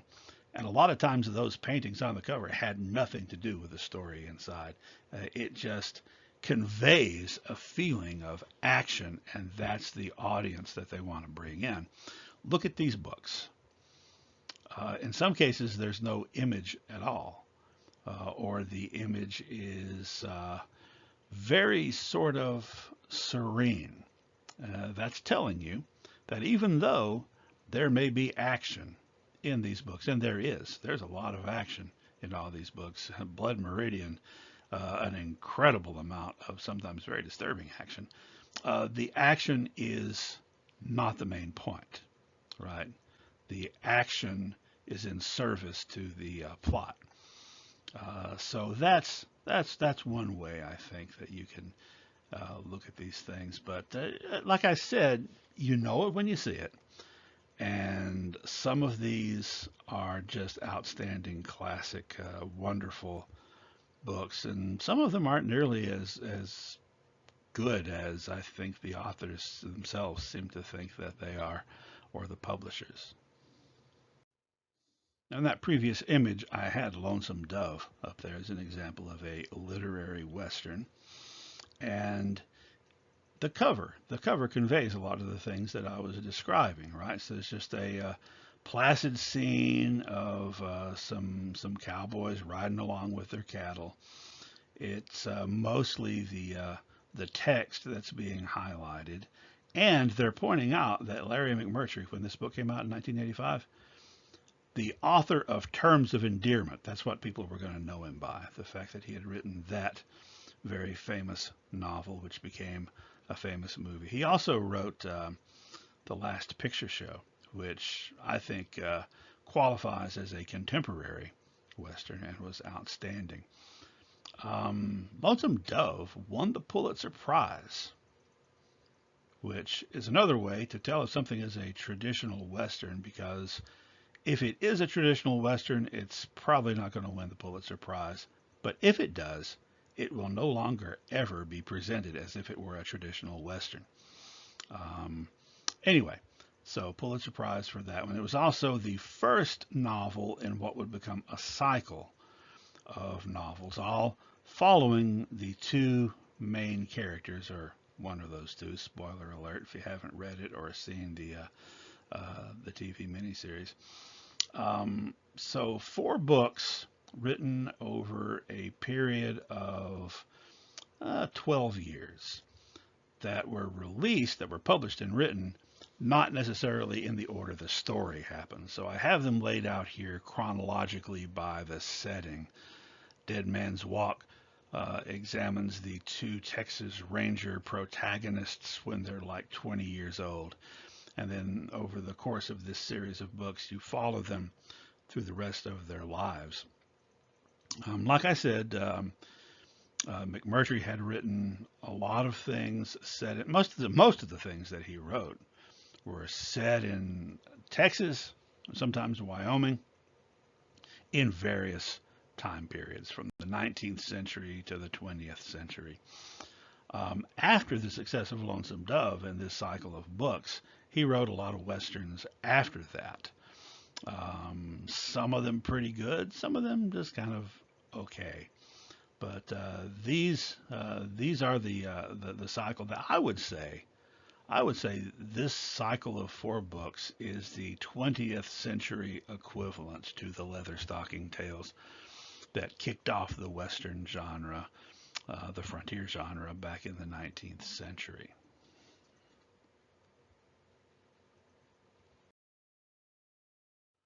By the way, this is a side point, but I've already referenced the fact that Lonesome Dove was made into a television miniseries, an outstanding one. One of the rare cases where the filmed version of a story equals the literary version of it. And the others were all filmed as well. And there was an extra one thrown in there immediately after Lonesome Dove, called Return to Lonesome Dove, that Larry McMurtry had nothing to do with and in fact disowned. So 5 miniseries, which means, well, the way it turned out, they had 5 different actors playing Woodrow Call, which makes it difficult to suspend your disbelief if you're, the sort of person that decides to watch them all together, which I've done a couple of times. I've also read all the books back to back, and it's a lot easier to do that because, you can have some consistency. I hope somebody's listening to me out there. I wish that HBO or Netflix or somebody, I know this sounds like heresy, I wish they would remake all those miniseries into one big series and use the same actors throughout. That would be interesting to see. By the way, if you didn't know this, Lonesome Dove was originally, in the 1970s, conceived by Larry McMurtry as a screenplay, a story treatment for a screenplay that he wrote out, pretty detailed, that was going to star John Wayne, Jimmy Stewart, and Henry Fonda, and they were all on board for it. But then John Wayne died, and it kind of fell apart. So he made it into a novel instead, and went home with a Pulitzer Prize. Here's another of the all-time great literary Western authors who really did have a complex writing style and very complex characters. A.B. Guthrie Jr., who wrote a cycle of books, 6 books. In some cases, there were some characters that crossed over from one book to another, but it didn't necessarily follow the same people. It actually goes over the course of about a century. Starting with The Big Sky, which was published in 1947, followed by The Way West. I have The Way West smaller here than The Big Sky, and that's because it is. It's very good. In fact, it won a Pulitzer Prize. But it is The Big Sky that historians and critics and Western writers tend to put at the top as being Guthrie's masterpiece. And it also comes in those surveys near the top for the best Western novels ever written. Both of these, by the way, were made into films during the golden age of Hollywood when they couldn't really deal with some of the issues that were in print versions of things, and they had to sanitize them quite a bit. Anyway, Guthrie not only won a Pulitzer Prize, he also he wrote the screenplay for the movie Shane, based on the Jack Schaefer novel, and got an Oscar nomination for that. In 1958, Oakley Hall, who wrote a lot of different types of novels. He did not confine himself only to westerns. I almost said merely. There's no merely there. But it would become the first part of a trilogy that he would finish much, much later. It's an outstanding novel. It takes the story of Wyatt Earp and Doc Holliday, changes the names and the situations some, but you can tell that's what it's really kind of drawing from. And it was a finalist for the Pulitzer Prize in 1958. Walter Van Tilburg Clark of Reno, Nevada, wrote a novel that was published in 1940 called The Oxbow Incident that was, incredibly compelling. It was made into a film not long afterwards, starring Henry Fonda. It was the story of a lynch mob, essentially, and the compelling personal stories of both their victims and the members of this group of vigilantes. It was one of the best books written in the period, to be honest, Western or otherwise. And some people have referred to it as the first modern Western, not modern in its setting because it's set in 1885, but in the sense that it doesn't have any of the cliches or the formulas that were associated with Western novels already by this time in 1940. In 1972, Wallace Stegner won the Pulitzer Prize for his novel Angle of Repose, which is about a contemporary person in the Southwest who is working on a biography of his pioneer settler grandmother and going through her papers and trying to understand her life while also trying to understand his own life. And there's a lot of moving back and forth between the 19th and the 20th century. It's considered by many to be one of the best novels ever written about the West. Ivan Doig and Annie Proulx are two of the most celebrated literary writers of the last 30 or 40 years, and both of them have written pretty significantly about, although not exclusively, about the American West, mostly set in the 20th and into the 21st centuries.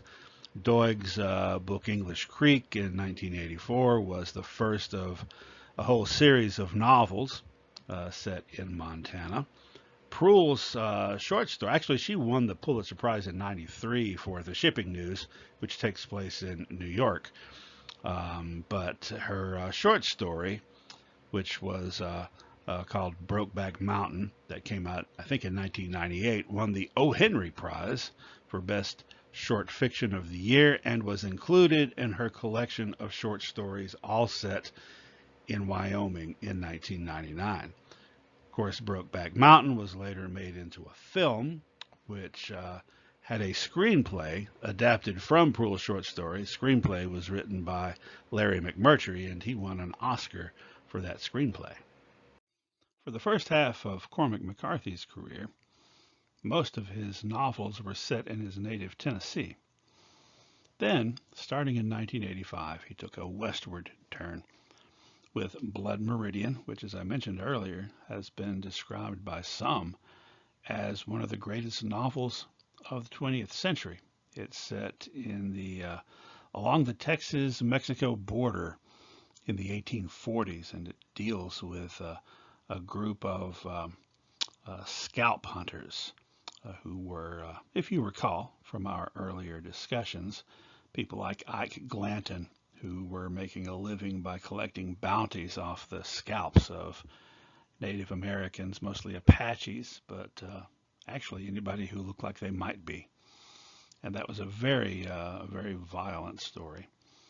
Then in the 90s, he wrote what has come to be called the Border Trilogy, with All the Pretty Horses coming out in 1992, then The Crossing in 94, and concluding with Cities of the Plain in 98. Those books are set in the 1940s and early 50s along the along the Mexican border in West Texas and New Mexico. And then in 2005, No Country for Old Men, set in Texas in 1980, which both the No Country for Old Men and the Border Trilogy have, well, they're historical in that they were set prior to the time in which they were published, but 20th century stuff compared to the 19th century Blood Meridian. I find it interesting that McCarthy and Larry McMurtry, who are probably the two names most closely associated with literary westerns in the late 20th century, both of whom became Pulitzer Prize winners, McCarthy in 2007 for his post-apocalyptic novel The Road, were writing these works at roughly the same time. The Lonesome Dove cycle and Blood Meridian and Cities of the Plain, which were incredibly different types of books and stories, but both out there at once. I'm going to close out this section about literary westerns by saying a brief word about one of the most, well, celebrated and revered American writers of the 20th century, and indeed ever, John Steinbeck.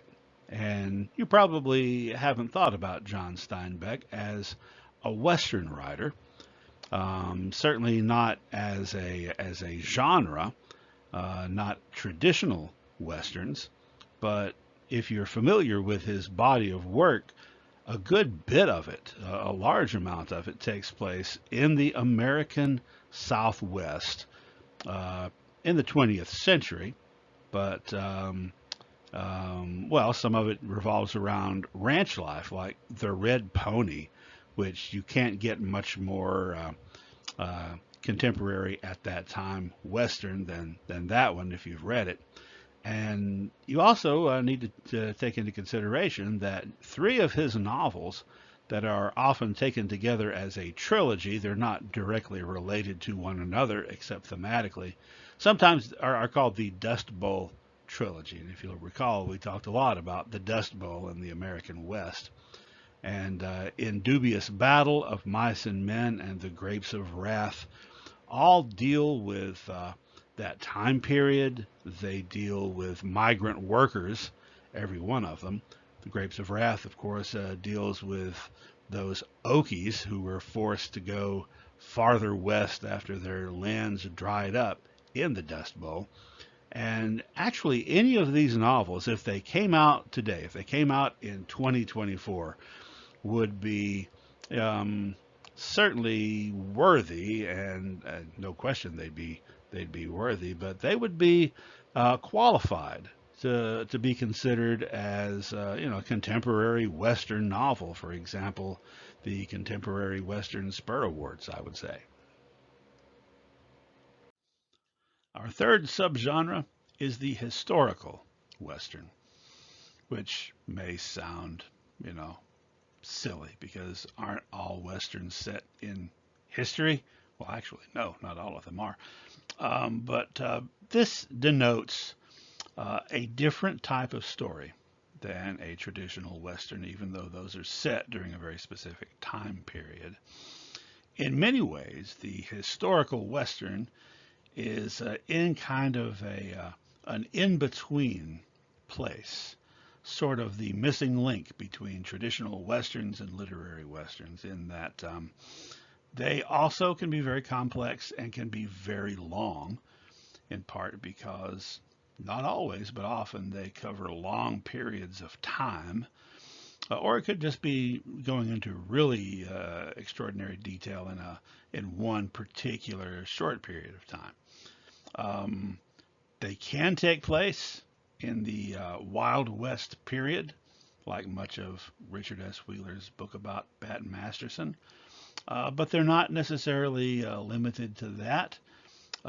They could be set during the fur trade, the mountain man period. They could be set during the colonial period. They could be set in the first half of the 20th century, that time period there between the Pancho Villa stuff that we talked about and World War II, during the Depression, the 20s and 30s, and into the 40s. Could be set in the more recent past, but not contemporary. Otherwise, wouldn't be a historical Western, would it? So here are some examples, and you can see the same theme here. The imagery on the covers tells you what the publishers want you to get out of, or what to expect from these books. Not a whole lot of action. I couldn't find a picture of the first edition of Stone Song, which was a lot more static than this later edition, unless this may have been the. No, I don't think that this was the hardcover. Anyway, you've got Jory Sherman, who was also a nominee for the Pulitzer Prize during his career. Grass Kingdom, that's a great one. Stone Song by Win Blevins, about the life of Crazy Horse. Of course, Richard S. Wheeler's Masterson. He wrote a lot of other great books about the West, like Sierra, that's another good one, that really go into great detail and realistic detail about the lives of people at the time. Terry Johnston was famous for writing about the Mountain Man period. Douglas Jones wrote about a lot of different things in the West, a whole lot. But I think it's fair to say that you would probably not see a traditional Western called Gone the Dreams and Dancing. There's not enough there's not enough action in that title. Here's somebody who's difficult to categorize because, on the one hand, James Michener was the master of the historical novel in general. He wrote historical novels with all kinds of settings. He wrote novels set in South Africa and Poland. He wrote a novel called Space, about the space race. He also won the Pulitzer Prize for his short story, I think it was a short story collection, Songs of the South Pacific, which would become the basis of the musical South Pacific. But in particular, these three novels of his, which are, like all of his novels, man, really long, because his stories span centuries sometimes. Very much Western novel, centennial, about the area that would become the town of Centennial, Colorado. Texas and Alaska more of a northwestern, but very, very good westerns that deal with cattle drives. They deal with, of course, the gold rush in Alaska. They deal with the blizzards of 1886 and 87, with the Dust Bowl, with various different things. I highly recommend them. And here is somebody that, unlike many of the people we've talked about so far, fortunately is still with us. Lucia St. Clair Robson. And kind of like Michener, she has written historical novels in a whole lot of different settings. She wrote one called The Hokkaido Road, I think, about Japan. But she's written several set in the frontier or the West, particularly Ride the Wind, which is the story of Cynthia Ann Parker, the mother of Quanah Parker. She is an outstanding historical novelist and a longtime active member of Western Writers of America. Judy Alter, another Spur Award winner, and also, fortunately, someone who's still with us. In my opinion, for my money, Judy Alter is one of the greatest, one of the best Western short story writers of all time. I think she ranks right up there with Dorothy Johnson. And here we have a married couple who are a writing team. They also write things separately, but as a team, they have written this series, this long-running series, starting in the early 1990s, that essentially covers different time periods in North America before the arrival of Europeans. Some of these stories spanning back thousands of years, some of them only a few hundred years. So I guess you could call these works prehistorical. Here we have a married couple. By the way, are a writing team. They both also write things separately. Archaeologists, but as a team, they have written this kind of subject matter series, this long-running. I'm including Glendon Swarthout in this category, even though his work really fits into probably several categories that we have discussed. He has written, or he did write in his time period, in his career, in different genres. In fact, he wrote a novel in 1960 called Where the Boys Are. That was made into a very popular movie that was about college students going on spring break to Florida.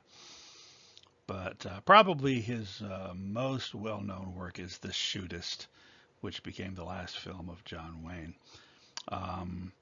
They Came to Cordura, and The Homesman, which is, well, Lonesome Dove is my favorite literary Western. The Homesman is one of my favorite Westerns of any type. I love this novel. I love The Shootist, but I love The Homesman a little bit more. Anyhow, he was a New York Times bestseller, a Spur Award winner.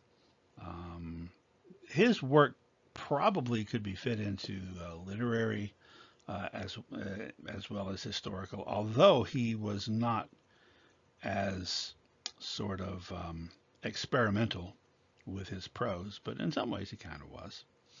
Anyhow, read his books. They're darn good. Our next subgenre, Western romance, which, as the name implies, is a hybrid between Westerns and romance novels. Has a lot of the elements of the traditional Western, but follows the convention of romance novel, the romance genre. They're they're both a Western and a romance novel, but if you had to pick one, in most cases, they're more of a romance novel, I guess is one way that you could put it. Um, Romance stories, popular with a lot of female readers for decades, were for the longest time kind of relegated to pulp magazines and other magazines that were devoted to that genre in the 1930s and 40s and 50s and even into the 1960s. It was only in the 70s that you started to have a whole literary genre so far as paperback books with Harlequin romance and their success, starting, I guess, before the 70s, maybe in the 60s, that made romance novels widely available. And that the same holds true for Western romances, that even during those time periods when romance stories were mostly in pulp fiction magazines, and there were also romance comic books, by the way, a genre created by Joe Simon and Jack Kirby, the guys that created Captain America. Ranch romances were a big thing in those pulp stories. So when I say they followed the conventions, there is kind of a formula that is generally followed and which readers expect when they pick up one of these books. So you've got, obviously, boy meets girl, right? The hero is a rugged, manly character. Often I've noticed on the covers to these, unable to afford buttons. The heroine is strong-willed and sassy. And the formula of the story, basically laid out, is they meet, they get separated, then they get reunited, and there's a happy ending. I've been told, and I don't know too much about this particular subgenre, to be honest, that most readers that follow these, really feel comfortable with that formula and uncomfortable when it is deviated from. And I can understand that because there's a lot of genres that are like that. You know, the traditional Western in some ways is like that. If the formula gets deviated from significantly, all of a sudden it's not a traditional Western, it's something different. Same thing with mystery stories. A lot of times, subgenres of mystery and crime stories, the readership expects certain beats in the story and get a certain amount of comfort, really, from being able to follow that like a puzzle. So if you've got a cozy mystery, which is a subgenre of mystery stories, if you've got a cozy mystery and you have the town busybody slash amateur sleuth in a closed room with all the people who may have committed the murder, which probably occurred before the story started. You don't then have the hard-nosed detective walk in and slap everybody around and shoot two or three people, because then it's not a cozy mystery anymore. So I can see that. However, I'm not going to do the same thing with this subgenre that I did with the others. I'm not going to try to tell you who some of the more significant writers and some of the more significant works have been, because I'm just not familiar enough with it. Now, I do have a lot of friends who write in this subgenre, but I'm not entirely sure, like where they fit within the framework of that. So I'll just move on to the next one, and that is the adult Western, which I confess I am more familiar with. The adult Western. Now, when you use the term adult Western and you're talking about Western movies, that means something totally different than it does when you're talking about Western fiction, Western literature. Adult Western in the movie sense of the word is when they started making more complex Western movies that were not geared at 10-year-old kids, but were a little more sophisticated. In this case, though, adult Westerns in the Western literature category means, yeah, if you're not an adult, you're not supposed to be reading this stuff. It's got a lot of sex and violence in it. Kind of reached its well, its heyday was the 1970s and 80s. Still pretty big in the 90s. The 21st century slowed down significantly because the sales of paperback books slowed down significantly.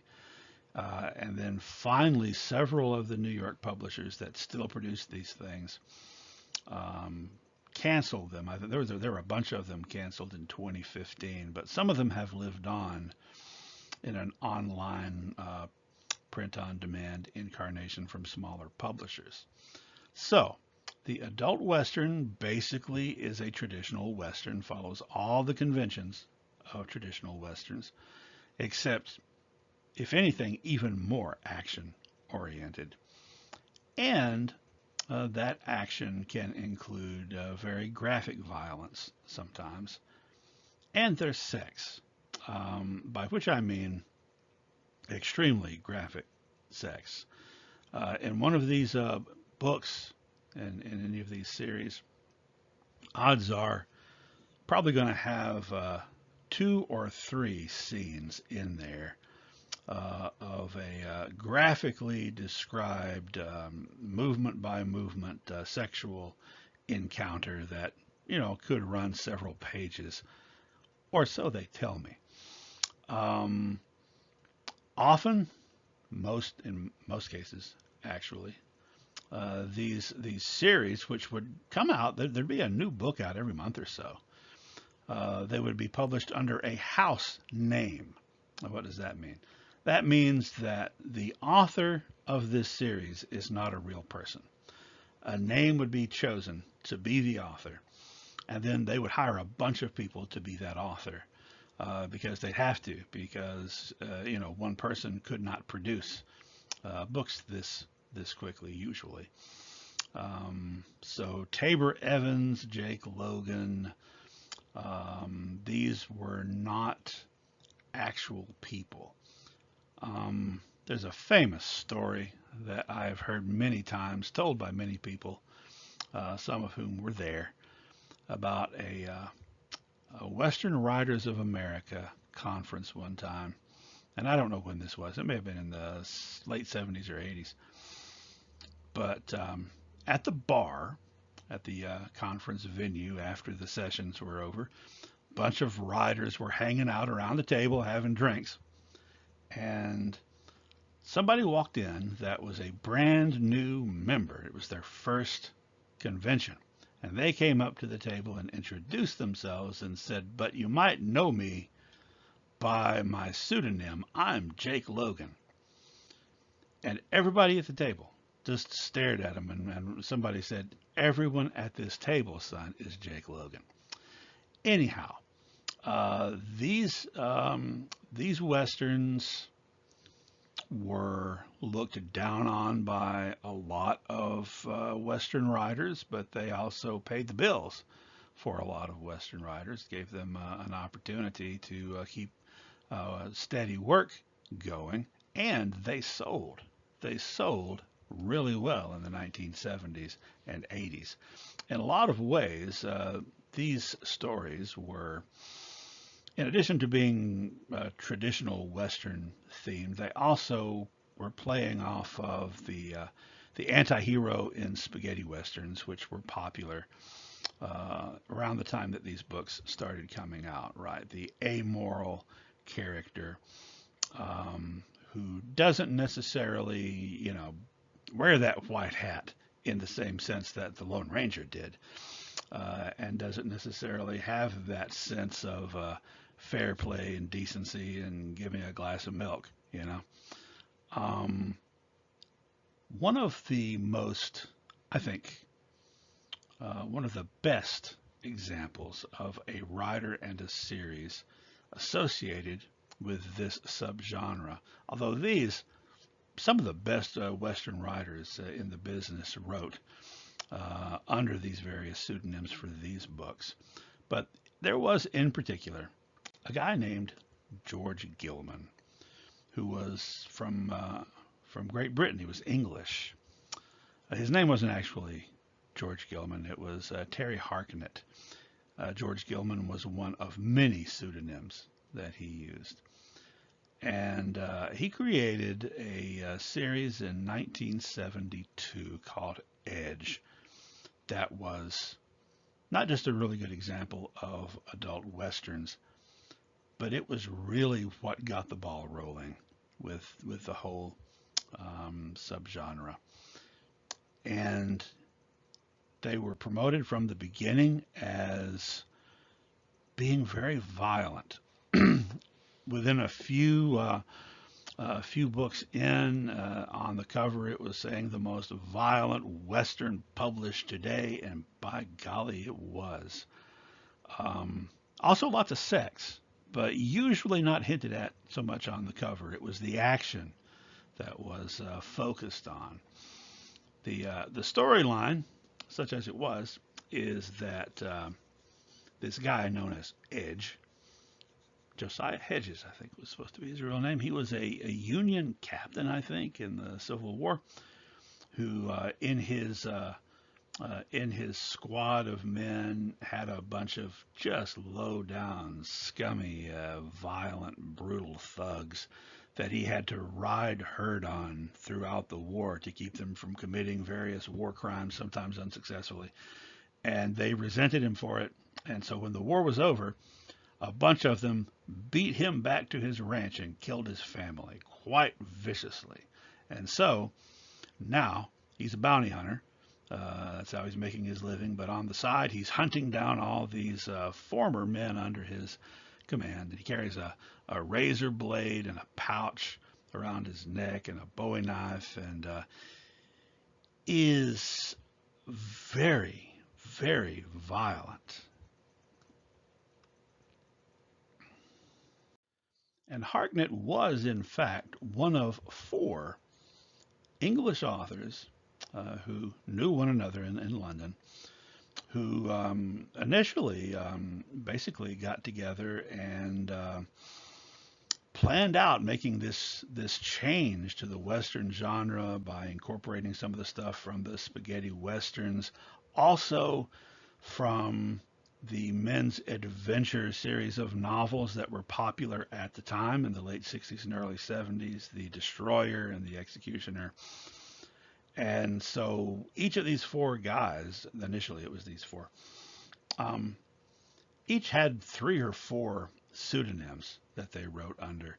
And between the 4 of them, they had a bunch of these hyper-violent adult Western series in the early 70s.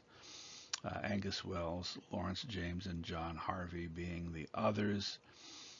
Gilman wrote Edge and also The Undertaker and also Adam Steele.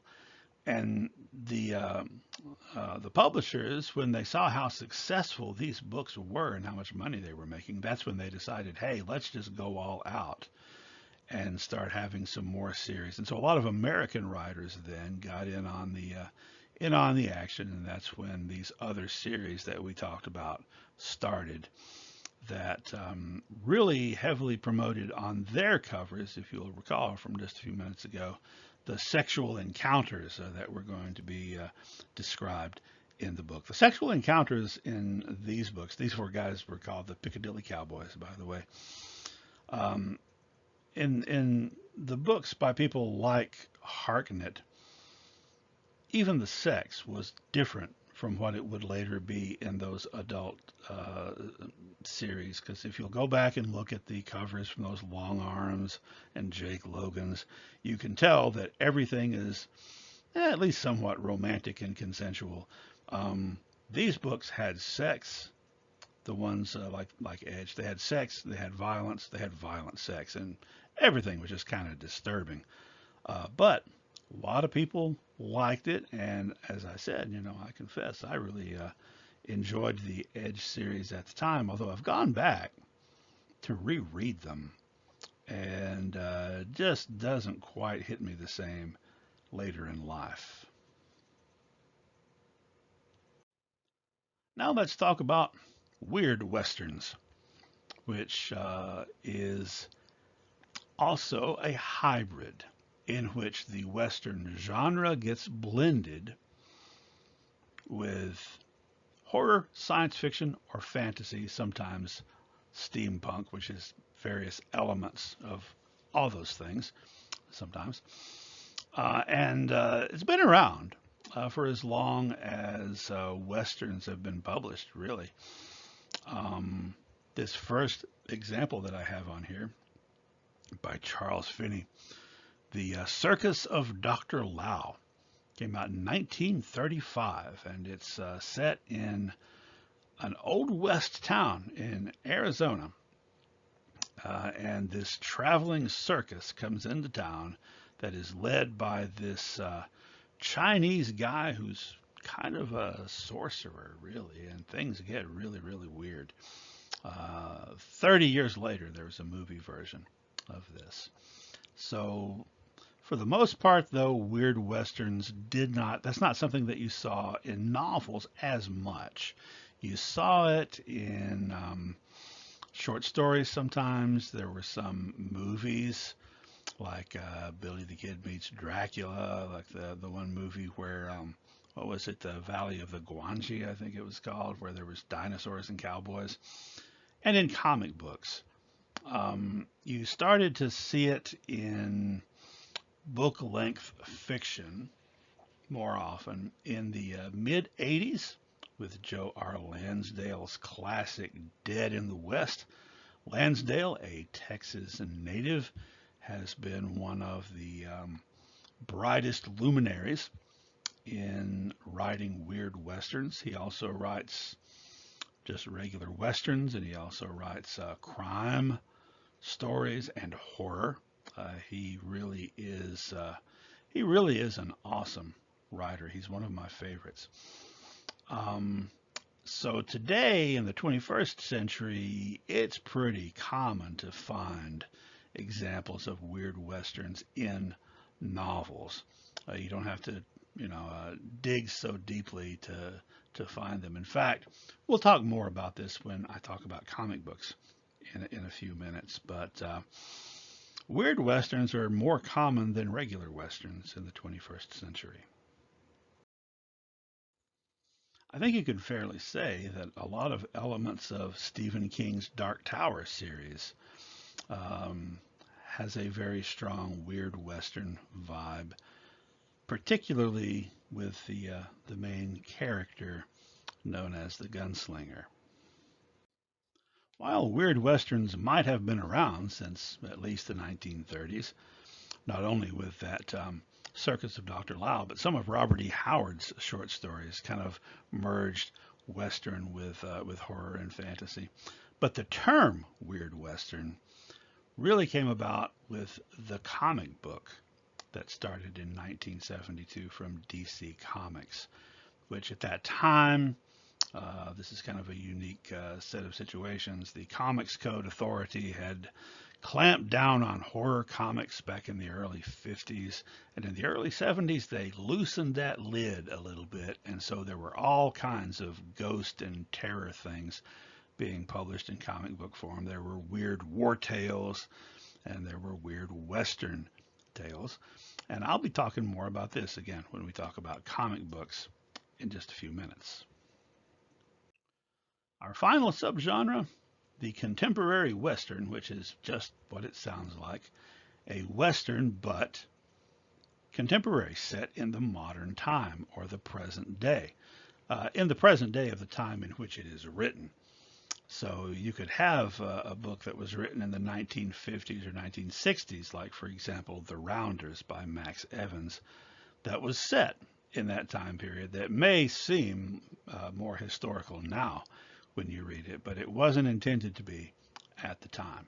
usually set in the geographic West, although not necessarily always.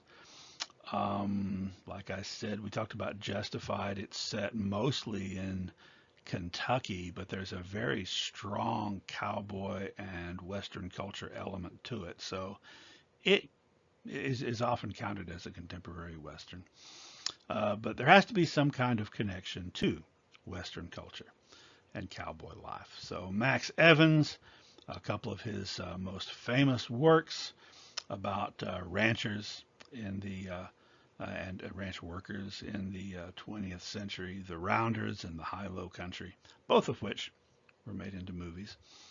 Also, a couple of examples include the mystery novels by Craig Johnson with the hero Sheriff Walt Longmire, which was a TV series for several years set in modern day Wyoming, and the mystery novels by Tony Hillerman that are set on the Navajo reservation in the modern day, in the times in which they were written. Those started coming out in the early 1970s. But like I said, these categories all sometimes can kind of blend together, and there are some writers who write across subgenres or who write in such a way that it's really hard to nail them down into a specific subgenre. And here are some examples that I immediately think of when I think about that. All of them Spur Award winners. Ed Gorman passed away a few years ago, sadly. I love his work. He's like a lot of a lot of Western writers are also crime or mystery writers, like Elmore Leonard and also Bob Randisi that we mentioned earlier, Lauren Estelman that we're going to talk about in a second, and Ed Gorman, Joe R. Lansdale. There's a lot of crossover potential because with the particularly the subgenres of hard-boiled detective and cowboy, and it's that rugged individualism, one guy against against everybody kind of thing. Anyway, Ed Gorman wrote some Western novels that were traditional Western length and traditional Western sort of settings, but often had a twist to them, a lot of complexity, a lot of darkness in a lot of his stories, by which I mean psychological darkness. Johnny Boggs has written a whole lot of Westerns, and he actually he broke Elmer Kelton's record, and as of this moment now has a record-winning 9 Spur Awards. But his books, you could look at them as traditional Westerns. You could look at them as historical Westerns. You could look at the works of all 4 of these guys as literary Westerns to some degree. They're just not easily pigeonholed. John Nesbitt also just, I love the work of all 4 of these guys. John Nesbitt has written a lot of Westerns that could qualify as traditional Westerns, but have a very strong literary Western element to them. He's won 4 Spur Awards. Lauren Estelman has won 5 as of this year, 2024. Estelman also written a lot of things that qualify as traditional Westerns, but have an extraordinary amount of depth sometimes, and also sometimes very historically oriented. Bloody Season is one of the best fictional works, in my opinion, about Wyatt Earp and Tombstone, Arizona. So I feel like I had to lay out these subgenres and these categories because they exist and because people use the terms, and I wanted to explain a little bit about what they are, but at the same time I don't want to be restricted or inhibited by them or pigeonholed because, you know, writers, when you come down to it, writers are writers. And they write stories and tell the stories that they want to tell in the ways that they want to tell them. And you know, some of them may hit a certain segment of the population in one way, and some might not. But anyhow, those are the categories.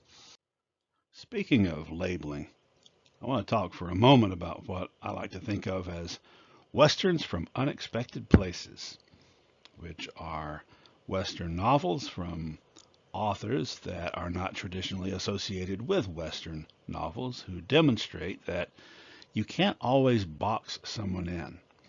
So let's start by talking about Robert B. Parker, who had a very long and productive career as a crime novelist slash mystery novelist slash detective novelist. Most famously for his two long-running series, Spencer for Hire and Jesse Stone. Parker was in his 70s when he published his first Western novel, Appaloosa, which was a traditional Western. All the hit all the right beats, and as I've discussed before, there's a lot of similarities between the traditional cowboy hero and the traditional detective, particularly the hard-boiled detective or noir detective. However, unlike some of the other people we've talked about, like for example Elmore Leonard, Lauren Estelman, Bob Randisi, and others who pretty much have always alternated back and forth between westerns and crime novels. Parker just was known for crime novels until, you know, late in his life, and this western of his was a New York Times bestseller, which you know, it didn't hurt that his name was on it and his name was very well known. But he followed that up in the next few years with three more novels in the series featuring the same characters. Richard Matheson, on the other hand, had written some westerns early in his career in the 1950s, short stories for the most part that were published in magazines primarily, but that's not what he was known for. In fact, most people would not have had any idea that he had ever published anything in the Western genre because starting in the mid 1950s and for the next several decades, Richard Matheson wrote some of the all-time greatest horror, science fiction, and fantasy novels. Just take a moment and look at these titles. I'm pretty sure you'll recognize at least some of them. I like to describe Richard Matheson as the greatest writer that the average person has never heard of. Now, fans know Richard Matheson, but he's not a household name, and he should be. Because, again, look at the impact that he's had on those genres.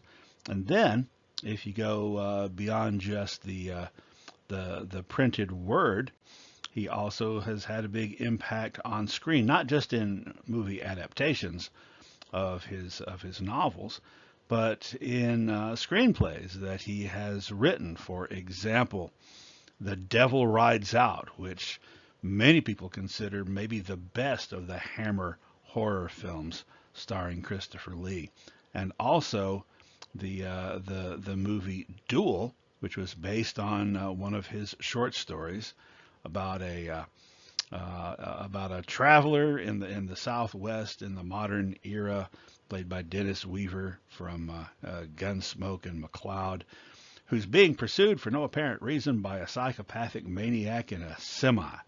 And this was the first feature film directed by Steven Spielberg. On the small screen, Matheson has contributed some of the most noteworthy things in the horror genre on television, including creating one of my favorite characters, uh, Kolchak, Carl Kolchak, in The Night Stalker, which initially was a couple of TV movies that he wrote the screenplays for. Also wrote some of the most memorable episodes of The Twilight Zone, including that one where William Shatner sees a gremlin on the airplane wing. In 1992, Richard Matheson published a traditional Western, Journal of the Gun Years, and this was sold along with the traditional Westerns at the time on book racks, and it won the Spur Award that year for the best Western novel. And he followed it up over the next few years with a couple more Western novels and a collection there in the lower right of those 1950s Western stories of his. So made a big impact in a short time in this genre that he had never really been associated with. And I can tell you, don't take my word for it, go read them. But Journal of the Gun Years in particular is one of the best traditional Westerns, in my opinion, ever written. One more example I'd like to share with you. Howard Weinstein, who wrote when he was 19 years old in 1974. He wrote the script for an episode of Star Trek the Animated Series, The Pirates of Orion. And for the next 40 years, on into the present, so 50 years, I guess you could say now, for the next several decades, he was associated closely with Star Trek, having written many Star Trek novels, as well as comic books and graphic novels, and also being a story consultant on the film Star Trek IV: The Voyage Home, the one with the whales. So some other science fiction things that he wrote. Star Trek, though, is where he was mostly associated by the public. But then, 2017, I believe it was, he released his first Western novel, Galloway's Gamble, which won the Peacemaker Award for Best Traditional Western Novel that year. Followed it up with a sequel not long after, and since then he's been showing up in Western short story anthologies fairly regularly. So never too late to show your Western roots, or grow some if you didn't have them, I suppose. Now that we have looked at and identified all of these different subgenres, let's briefly talk about where they are now. And the traditional Western is, on the one hand, not in the healthiest space. You don't see nearly as many, I mean not a fraction as many, Westerns on the stands as you did even 25, 30 years ago. On the other hand, people have been proclaiming the death of the Western since the advent of the Western, and it never quite dies out, never quite goes away. Nonetheless, can't deny that most of the major New York publishers have canceled their Western lines that in some cases they had going for many decades. However,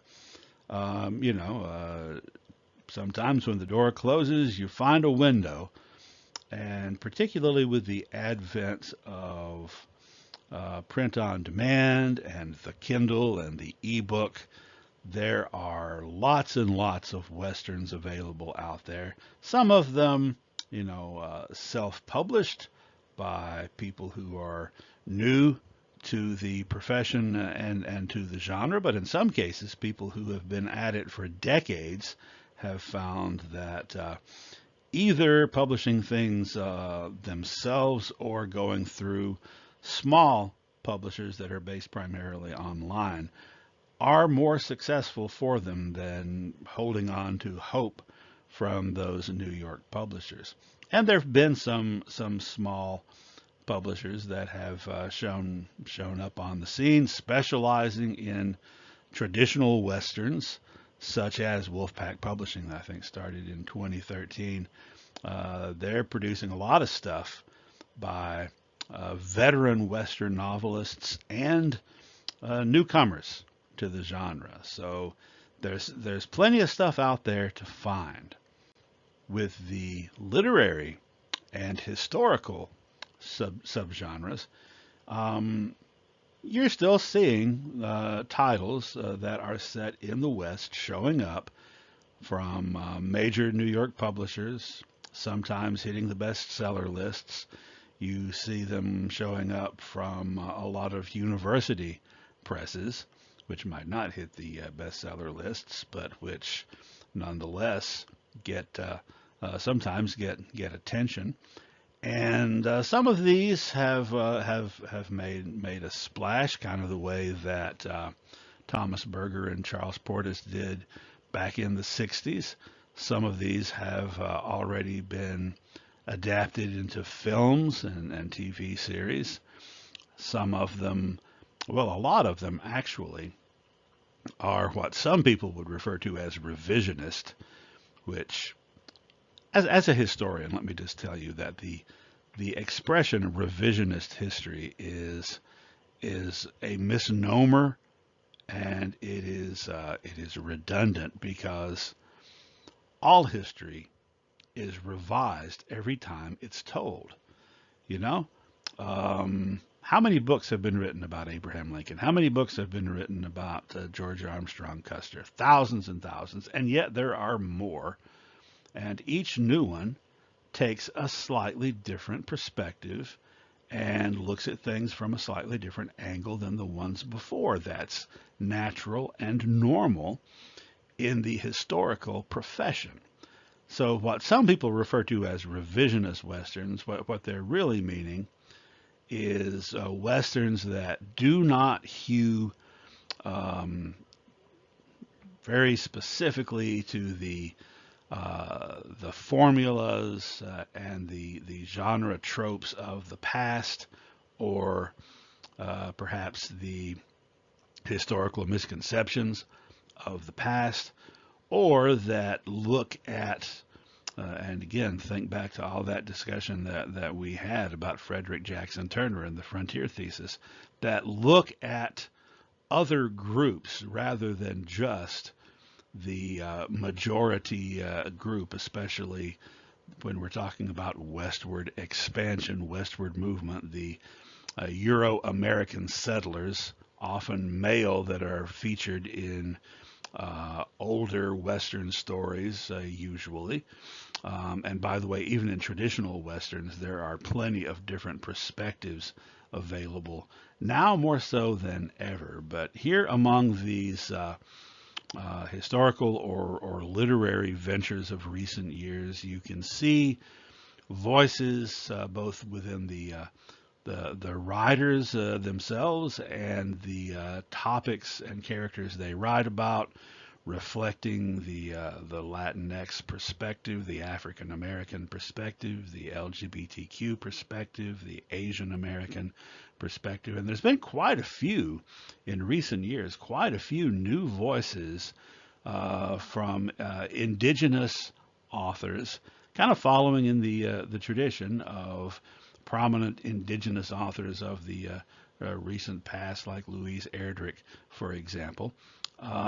They're still out there. They're being heard, and a lot of times, I think the people that buy these are and read them and appreciate them, oftentimes don't even realize they're reading a Western.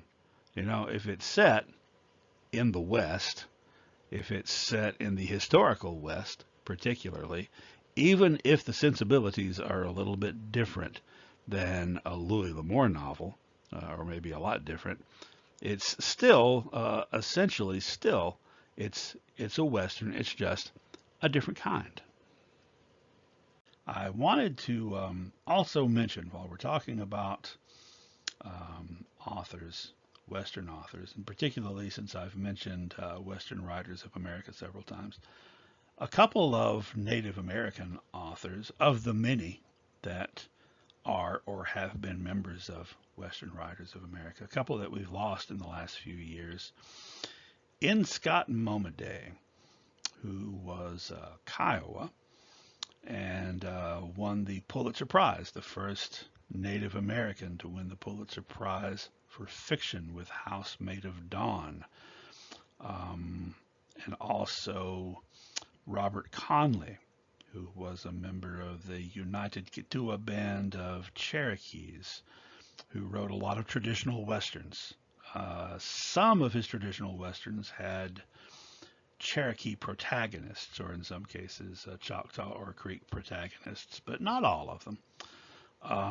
Both these individuals were luminaries in their field. Momaday, a luminary in the field of American literature of the 20th century period. And both of them were active members of Western Writers of America. I want to talk for a moment about some writers' organizations and the awards that that they give out that are associated with the Western genre. Of course, the big one is Western Writers of America. That was established in 1953. And they give the Spur Awards for outstanding literature about the American West every year since 1953. The number of categories has expanded since the organization's founding. It's not specifically just about Western fiction. Western Writers of America is not. It's about Western writing. So there are members and award categories, not just for Western fiction, but for nonfiction and poetry and screenplays and children's books and Western themed music. Even within those categories, there are subdivisions. Western Writers of America, for example, in the fiction awards, they've got, and it kind of has changed over time, and sometimes it sort of varies from year to year. But there's always a Best Short Fiction award. The novel awards are, I think at this moment, you've got the best best paperback original. There's a best mass market paperback. There's a best novel of the West, which really is dealing with historical Western novels. There's a best contemporary Western category. And, in nonfiction, they've got the best biography. They've got the best history book that takes place, I think the division might be pre-1900 and post-1900, two different awards. I'm wrong, I'm sure, on the exact years there. But the cool thing, I started to say it's interesting and it's cool, is that there's all these categories because, as we've just discussed, there's a lot of different kinds of Westerns, fiction and nonfiction and those other things. And so it's hard to lump them all in together, but the important thing is that the categories are all Spur Award categories. So if you win a Spur Award for Best Mass Market paperback, or if someone else wins a Spur Award for Best Novel of the West, and someone else for the Best Contemporary Western, you are all Spur Award winners, right? You all have that honor and distinction. There's also the National Cowboy and Western Heritage Museum, which is in Oklahoma City. And man, if you haven't been there, you need to plan a trip. They've got so much awesome stuff, in addition to what you would normally expect to find in a museum, which is to say historical artifacts, material culture, and so forth. A lot of paintings that are related to the American West. Also a lot of pop culture stuff. Man, you can go over there and you can see Matt Dillon's hat and Doc Adams's shingle that hung outside his office on Gunsmoke, and Paladin's gun holster and one of Miss Kitty's dresses. It's cool. They give out an award called the Wrangler Award, which is this statue on the far right. in several different categories, not nearly as many categories as the Western Writers of America. And there's also the Western Fictioneers, established in 2010 by a bunch of Western writers who were, in some cases, a little frustrated that the traditional Western was being sort of swept aside, even well within the general public and general perception, and from the point of view of some of these writers in Western Writers of America.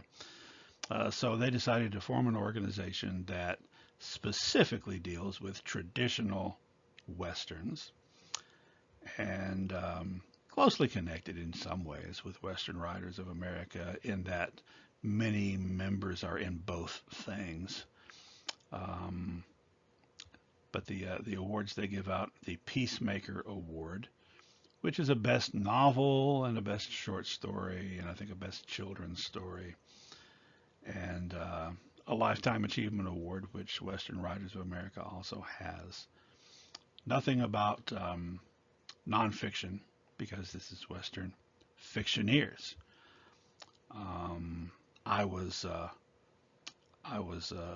honored and lucky and blessed to have been one of the individuals at the Western Writers of America conference in Knoxville in 2010, who got together after having discussed all this online on our writers sort of thread that we had by email, and officially formed this organization and laid out the initial rules for the awards and stuff. And I was the second president of it for 2 years, from 2012 to 2014.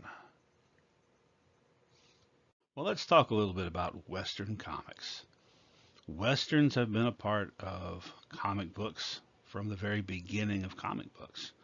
And in the late 1940s and throughout the 50s, Westerns dominated the newsstands and spinner racks in the comic book sections, the way that Western series dominated television. Of course, before there were comic strips. And this was the first fully Western-themed regular comic strip. Came out in 1928, initially called Young Buffalo Bill, then later Bronco Bill. And there were more to follow, like Red Ryder, which was a pretty popular strip that inspired a series of movies and eventually a BB gun, and then eventually a Christmas movie. But we'll talk about all that in more detail when I get to the Western films section. However, this is something a lot of folks don't know. Red Ryder actually started as a comic strip. And here's our friend Zane Grey. I mentioned this earlier when I was talking about Zane Grey, but he had his own comic strip for a while that he scripted. So keeping his name out there at a time period when in the 1930s, with the Depression hitting, even Zane Grey could have used a little extra money and exposure. And then in 1933 came the arrival of the comic book. The first one, it was a brainchild of Max Gaines, who would be an extremely important figure in comic books for years to come, as would his son, William Gaines. Was initially basically a bunch of recycled comic strips. So they had previously published comic strips that they got the rights to collect into a single magazine. And there were several imitators of the first one, Famous Funnies. But when they were imitators, they were genuinely imitating, in the sense that those first couple of years, all the new comic book titles that started to slowly spring up followed the same pattern of essentially reprinting previously published newspaper comic strips. But that changed in 1935. And it changed with the advent of this comic book, New Fun magazine, later renamed after a few issues to More Fun, which was the very first comic book to be comprised completely of brand new stories, new material. And you will notice that the featured storyline from the very first issue was Jack Woods, Texas Ranger, who is operating as a Texas Ranger during the time of what we discussed earlier, the bandit wars and the Mexican Revolution, and Pancho Villa, who winds up being the running villain in this storyline.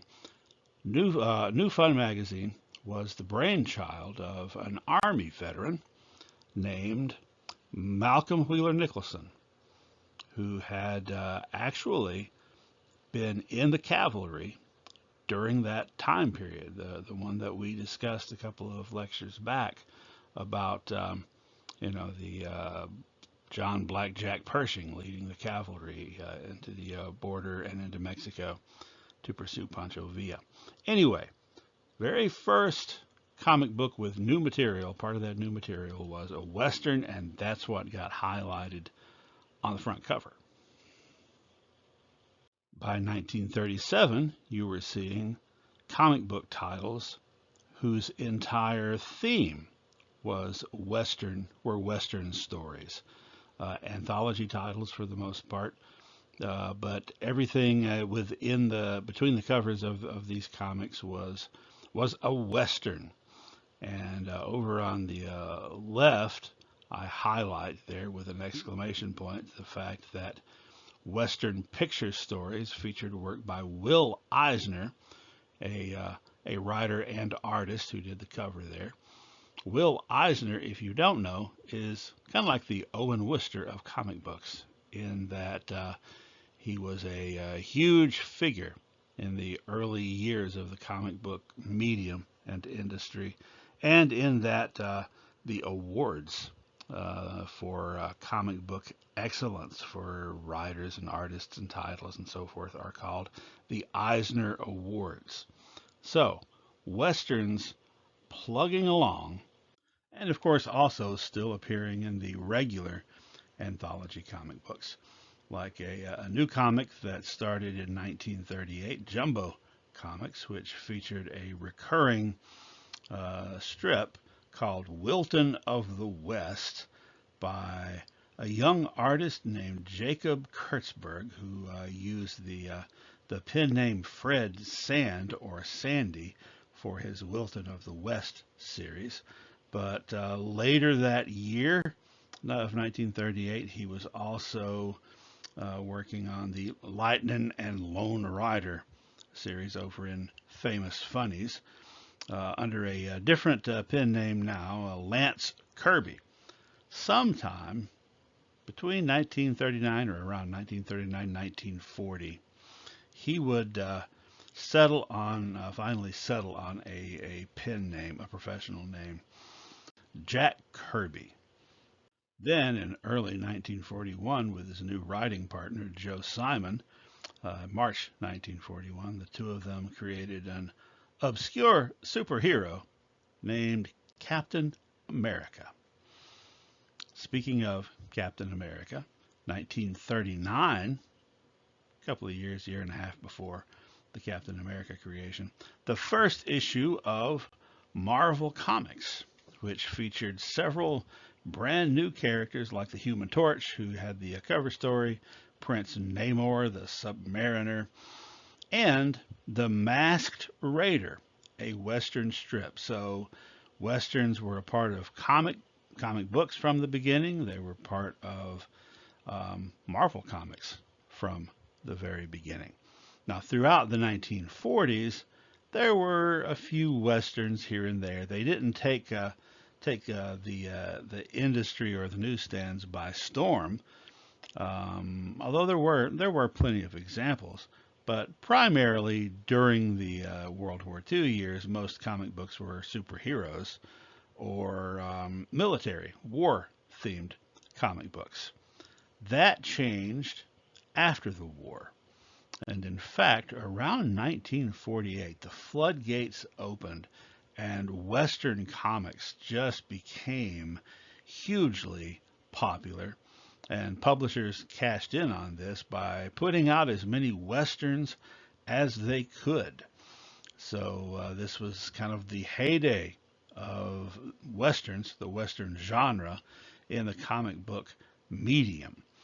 Around that same time, Jack Kirby and Joe Simon co-created another, uh, well, not just a comic book, but a whole genre of itself, the romance comic, which, romance magazines were popular with young ladies and trying to kind of cash in on that opportunity. Simon and Kirby thought, hey, we could probably get some girls buying our comic books if we had some storylines that appealed to them more. Although in reality, plenty of girls were already reading the regular types of comic books. Anyway, as I mentioned earlier when we were talking about different genres of Western fiction, uh, romance comics included a whole subgenre of Western romance. And Simon and Kirby uh, together produced not necessarily these, but a lot of Western comic romances. Then in 1950, Simon and Kirby launched what many critics, historians, and fans consider to be among the very best Western comics ever made, a title called Boys Ranch. It was not an anthology title.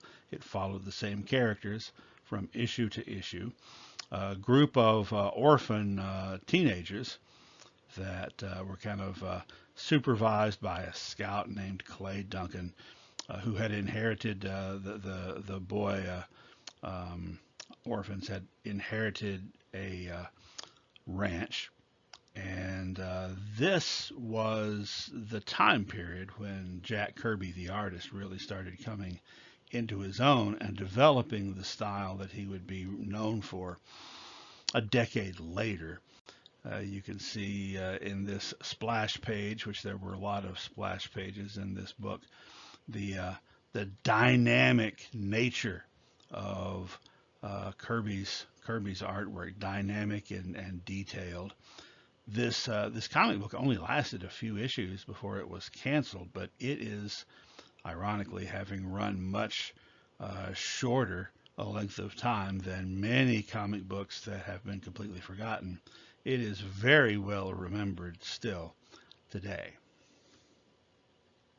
Marvel Comics, known as Timely actually in the 40s and Atlas in the 50s, would develop a whole stable of Western heroes, Western characters, starting in 1948, that would continue to be on the newsstands, in some cases all the way up to the late 1970s.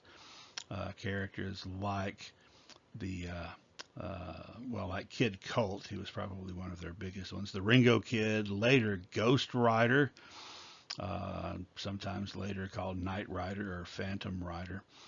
And in the early 60s, a couple of the Western characters, the Two Gun Kid and the Rawhide Kid, were drastically changed in appearance and backstory when Jack Kirby was brought in to revitalize them and revamp them a bit. And that kind of gave them the energy to keep going with a whole new set of fans in the 60s. Late 60s, early 70s, there was even the introduction of the Native American character Red Wolf.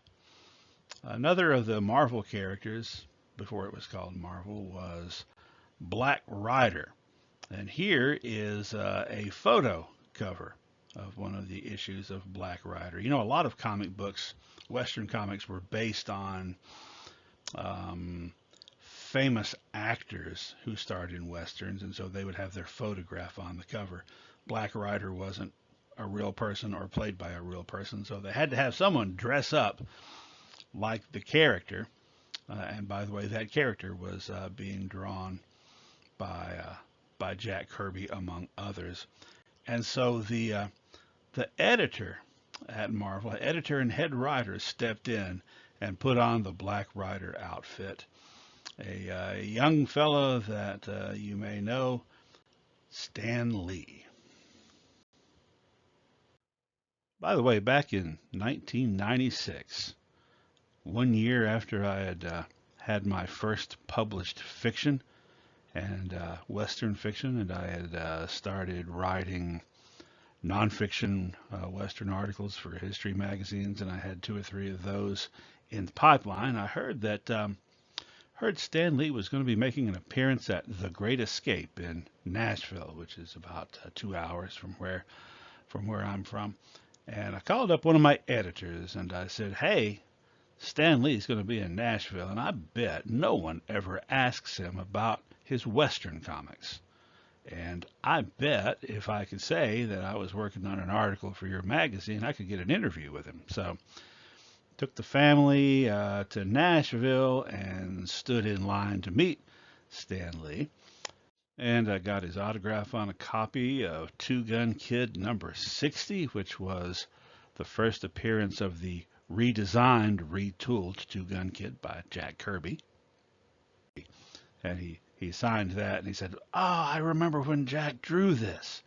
So I was able to set up, in fact, an appointment for an interview. He put me in touch with his publicist, for it to be official.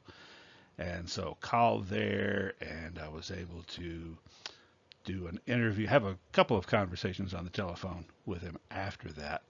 And it was the coolest thing because, he was in his office in Hollywood, and I was in my trailer back in the woods. And I said, "You probably don't remember me from The Great Escape in Nashville." And he said, "Oh yeah, you're Two Gun," and he referred to me as Two Gun the whole time through the whole two interviews. Anyway, there is a reprint of that on my website. It should be easy to find if you want to read the whole thing, because we did talk about the Western genre in general and his contributions to it. And by the way, my kid's going to be 33 soon, but they still show friends this picture of us with Stan Lee.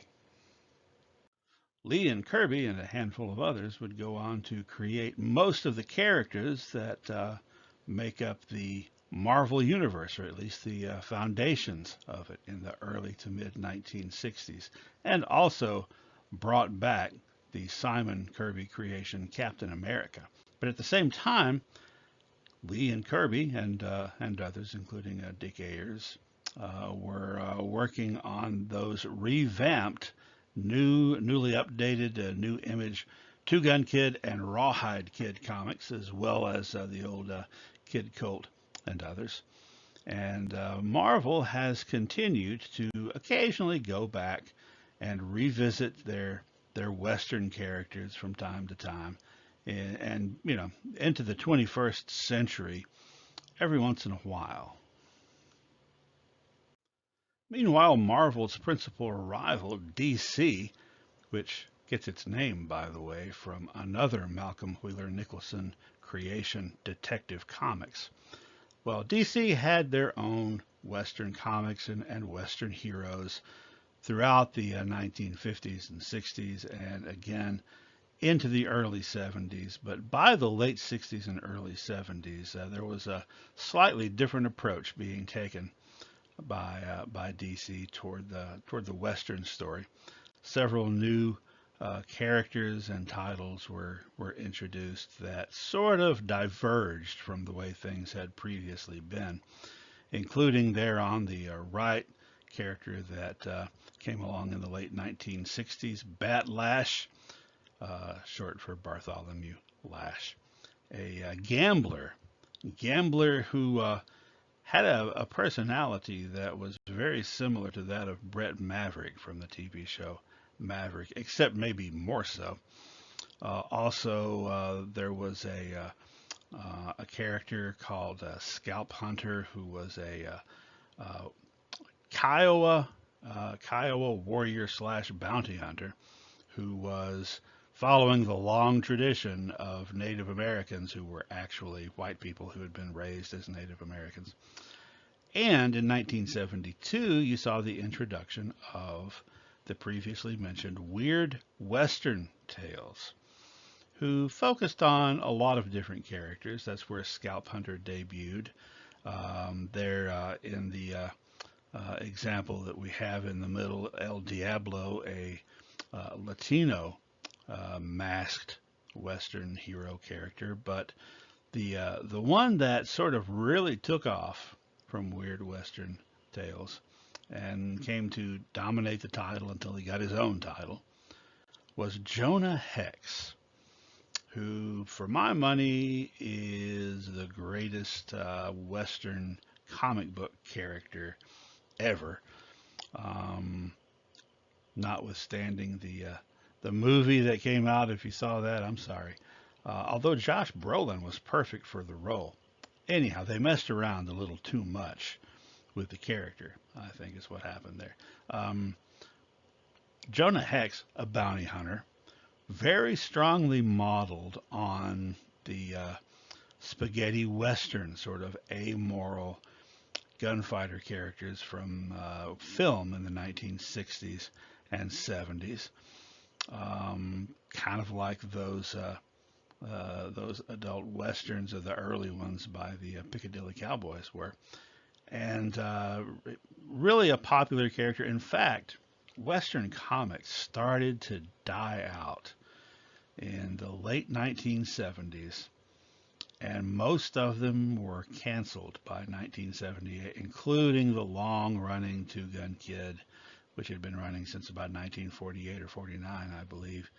Rawhide Kid, all of them, really, except Jonah Hex. Jonah Hex is the one that managed to survive that purge, which I think a lot of that purge had to do with the fact that 1977 is when Star Wars came out. And having been a kid at the time, I was 9 in 77, I can tell you that Star Wars is all kids were thinking about. So the Western kind of went by the wayside. Even Jonah Hex by about 1983 or 84. And there was a very dry period in comic books for Western characters in the 1980s, as there also was in film. But just like with the film, they started making a comeback in the 90s. And that included, by the 2000s, Jonah Hex having his own title again, several others being brought back, including Batlash.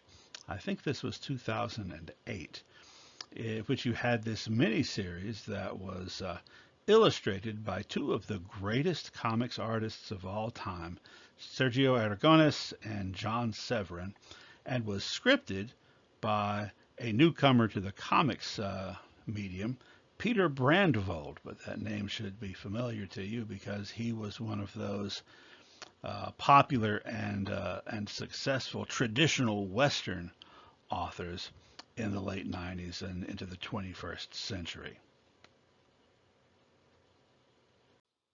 And here we have several of those long-standing characters who made a 21st century comeback, including the horribly facially scarred Jonah Hex. By the way, a couple of noteworthy characters that showed up in the Western comics genre in the 1960s and 70s. We'll start with a more recent one from the 1970s there on the right, Reno Jones. So the comic book was initially called Reno Jones and Kid Cassidy, the Gunhawks. But after a few issues, Kid Cassidy got killed off, and then it became just Reno Jones, Gunhawk, which was kind of a rare thing in the 1970s to have an African American as the lead, as the main character in a Western comic. But it wasn't the first time it had happened.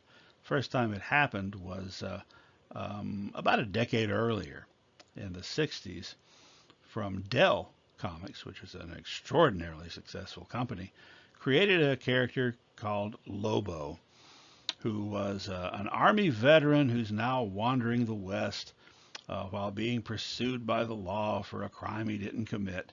And none of this, plot-wise, necessitates him being African American. That's one of the cool things about it. He was kind of a standard traditional Western hero who just happened to be a black guy.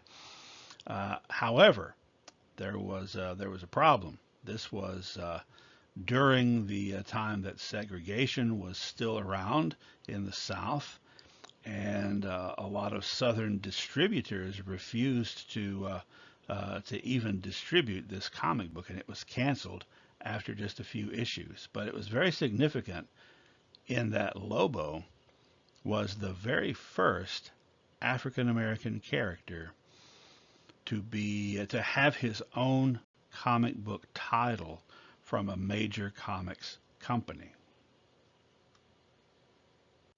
Meanwhile, westerns had caught on in comic book format outside the United States. The concept traveled around the world to Latin America, to Europe. There were several, I mean, a whole lot of comic titles from those other countries. In particular, El Teniente Negro, the Black Lieutenant. And then here are some other examples. Just as Western movies were being made in Italy and Spain, Western comics were a big hit, although sometimes with slightly different sensibilities.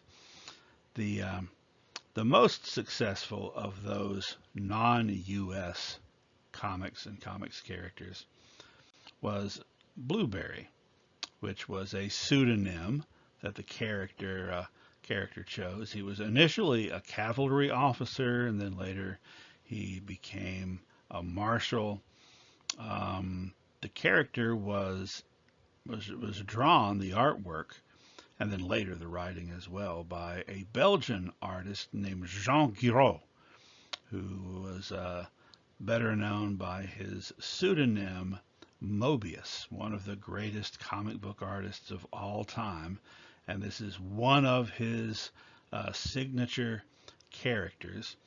I think I'm gonna have to take back what I said earlier. I'm gonna put Jonah Hex as the best comics character and title in the U.S. I think that Blueberry trumped even Jonah Hex. They're wonderful stories. You can read them in the original French, or there were translations of many of them into English that have been released as compendiums or like graphic novels. Like I said, Western comics made a big comeback in the 21st century. And here's some more examples, some original titles like Loveless and Streets of Glory, and there were many others. The Return of the Lone Ranger to print, and this was a first-time thing for this, Clint Eastwood's Man with No Name character from the Spaghetti Westerns had his own title for a while, as did Zorro. Zorro made a comeback. In fact, there was even a Django Meets Zorro miniseries that was co-written by Quentin Tarantino. But, as I mentioned before, when we were talking about the weird Western subgenre, in the 21st century, weird Westerns have appeared at a higher rate than regular traditional Westerns in comic books. In fact, it's not even close. So here are some of the many examples of weird Western titles beyond just Jonah Hex and El Diablo and Ghost Rider, who were some kind of weird Western precursors. And finally, I want to take a look at this, probably my favorite of the 21st century Western titles from initially from Image Comics, later IDW, a title called Desperados that sort of walks the line between traditional Western and weird Western. There's some weird stuff that goes on in there. These comics were well, they were published off and on between 1997 and 2007. Various different artists Initially, John Cassaday, who was part of the Lone Ranger comeback, but they were written, all of them, by Jeff Marriott, who is also an author of Western fiction in print, Western novels. So definitely give this one a look if you haven't done so before. Well, I suppose it would be all right for me to talk just a little bit about my own efforts to contribute to this field, a little bit of the story behind the voice you've been listening to for 50 plus hours if you've listened to this whole thing. My first Western fiction that was published was in 1995 in Louis L'Amour Western Magazine, which was a wonderful magazine that I wish had lasted longer.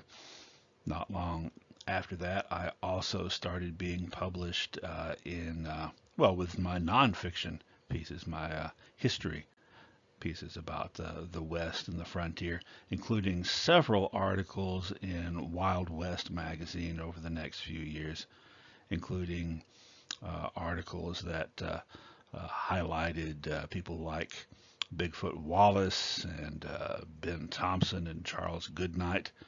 In fact, the one I did about Bigfoot Wallace, the Texas Ranger, which is the issue that's there in the upper left, that garnered me my first Spur Award nomination, which then qualified me to join Western Writers of America in 1998. And after that, I had work appear in other what are called popular history magazines, which means stuff that is not written for an academic audience, but for a general audience, and tend to be magazines and periodicals that you can find on the newsstands, magazine racks, in stores and stuff. Sadly, Wild West and Civil War Times in particular have recently, very recently, just a few months ago, this is 2024 when I'm recording this, finally been canceled, which is an indication of the status of physical magazines, I guess, in our modern world. But it's a very lamentable loss felt by many. In the academic history category, I've had a lot of publications about Appalachia and about the Civil War and about slavery and the history of race. So far as the topics that we've discussed on here, I wrote the chapter on Indian Territory in the Oxford Handbook of American Indian History. I wrote the chapter about Reconstruction in Indian Territory in the book Reconstruction Beyond 150, in which I, among other things, talked about Zeke Proctor, if you remember him. I wrote the section on Fort Laramie for American Indian Places, and I wrote several entries in the 3-volume encyclopedia Native Peoples of the World. I've also just recently had a book published that's about the history of race in comic books called Shaolin Brew, which is kind of focuses on not just, well, it focuses on the history of race, but centers in on the 1970s with kung fu comics and comics inspired by the blaxploitation genre, like Luke Cage, for example, which, by the way, I greatly enjoyed researching and writing that one. The same publisher, University of Mississippi Press, has a book coming out soon about the works of Jack Kirby, the comic book artist that we've been discussing. And I wrote the chapter in that about Jack Kirby's Westerns. In fact, I'm seriously considering, and have already started doing some preliminary work, making my next academic book about the history of Western comic books. Now, back in the fiction field, after my initial kind of first few publications in magazines and so forth, I was in several anthologies over the next few years in the late 90s and early 2000s. One time even managing to get my name above the title, but that was not something that I've been able to do very often. In addition to these anthologies of short stories that were all Western fiction, I also had a piece in The Way West, which was a nonfiction book published by Western Writers of America. I wrote a chapter in there about Ronald Mackenzie, the cavalry officer. I was particularly excited to have the opportunity to contribute short stories to the two Lone Ranger short story anthologies put out by Moonstone Press in the 2010s. I guess we can say that now. The second one, the second volume, The Lone Ranger and Tonto Frontier Justice, I got to write the introduction to that one as well. Now I've had a lot of Western novels published. I've had some traditional Westerns. I've had some sweeping historical epics, historical Westerns covering years often that are, like I said, a little bit more sweeping. And I've written a few weird Westerns. I've also written a lot of short stories, the ones that appeared in those anthologies and magazines back when, literary magazines as well, that I have collected in short story collections, such as the ones that you see here. Some of my short stories, I think, and maybe even some of my books might do double duty as historical fiction and an effort perhaps at literary fiction. I'm not sure if it qualifies or not, but if you're looking at literary in the sense of not many people read it and I didn't make any money, I managed to achieve that distinction, I think. But I have managed to get some recognition in the form of awards from my peers. I have been nominated for a Spur Award 4 times and won twice, and nominated for a Peacemaker Award 5 times and won that one twice. I'm hoping to hammer out another one before all is said and done.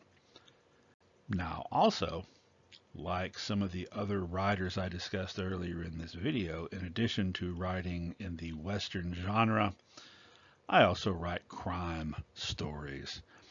Actually, I write in a lot of different genres, but Westerns and crime slash mysteries have been where I've had the closest thing to success, I suppose.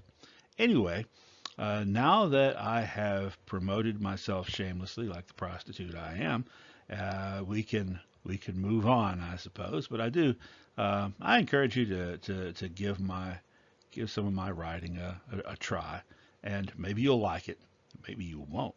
I've certainly heard from people who didn't. But let's get back to the topic at hand, which is Westerns in pop culture. Spent a lot more time than I thought I would talking about literature, which is perfectly fine because it is a very rich topic. So I've decided that I'm going to have to, instead of doing all this in one volume, break it up. And so this first volume has been about pop culture and the Western genre in print. The next one will be about the Western genre on screen.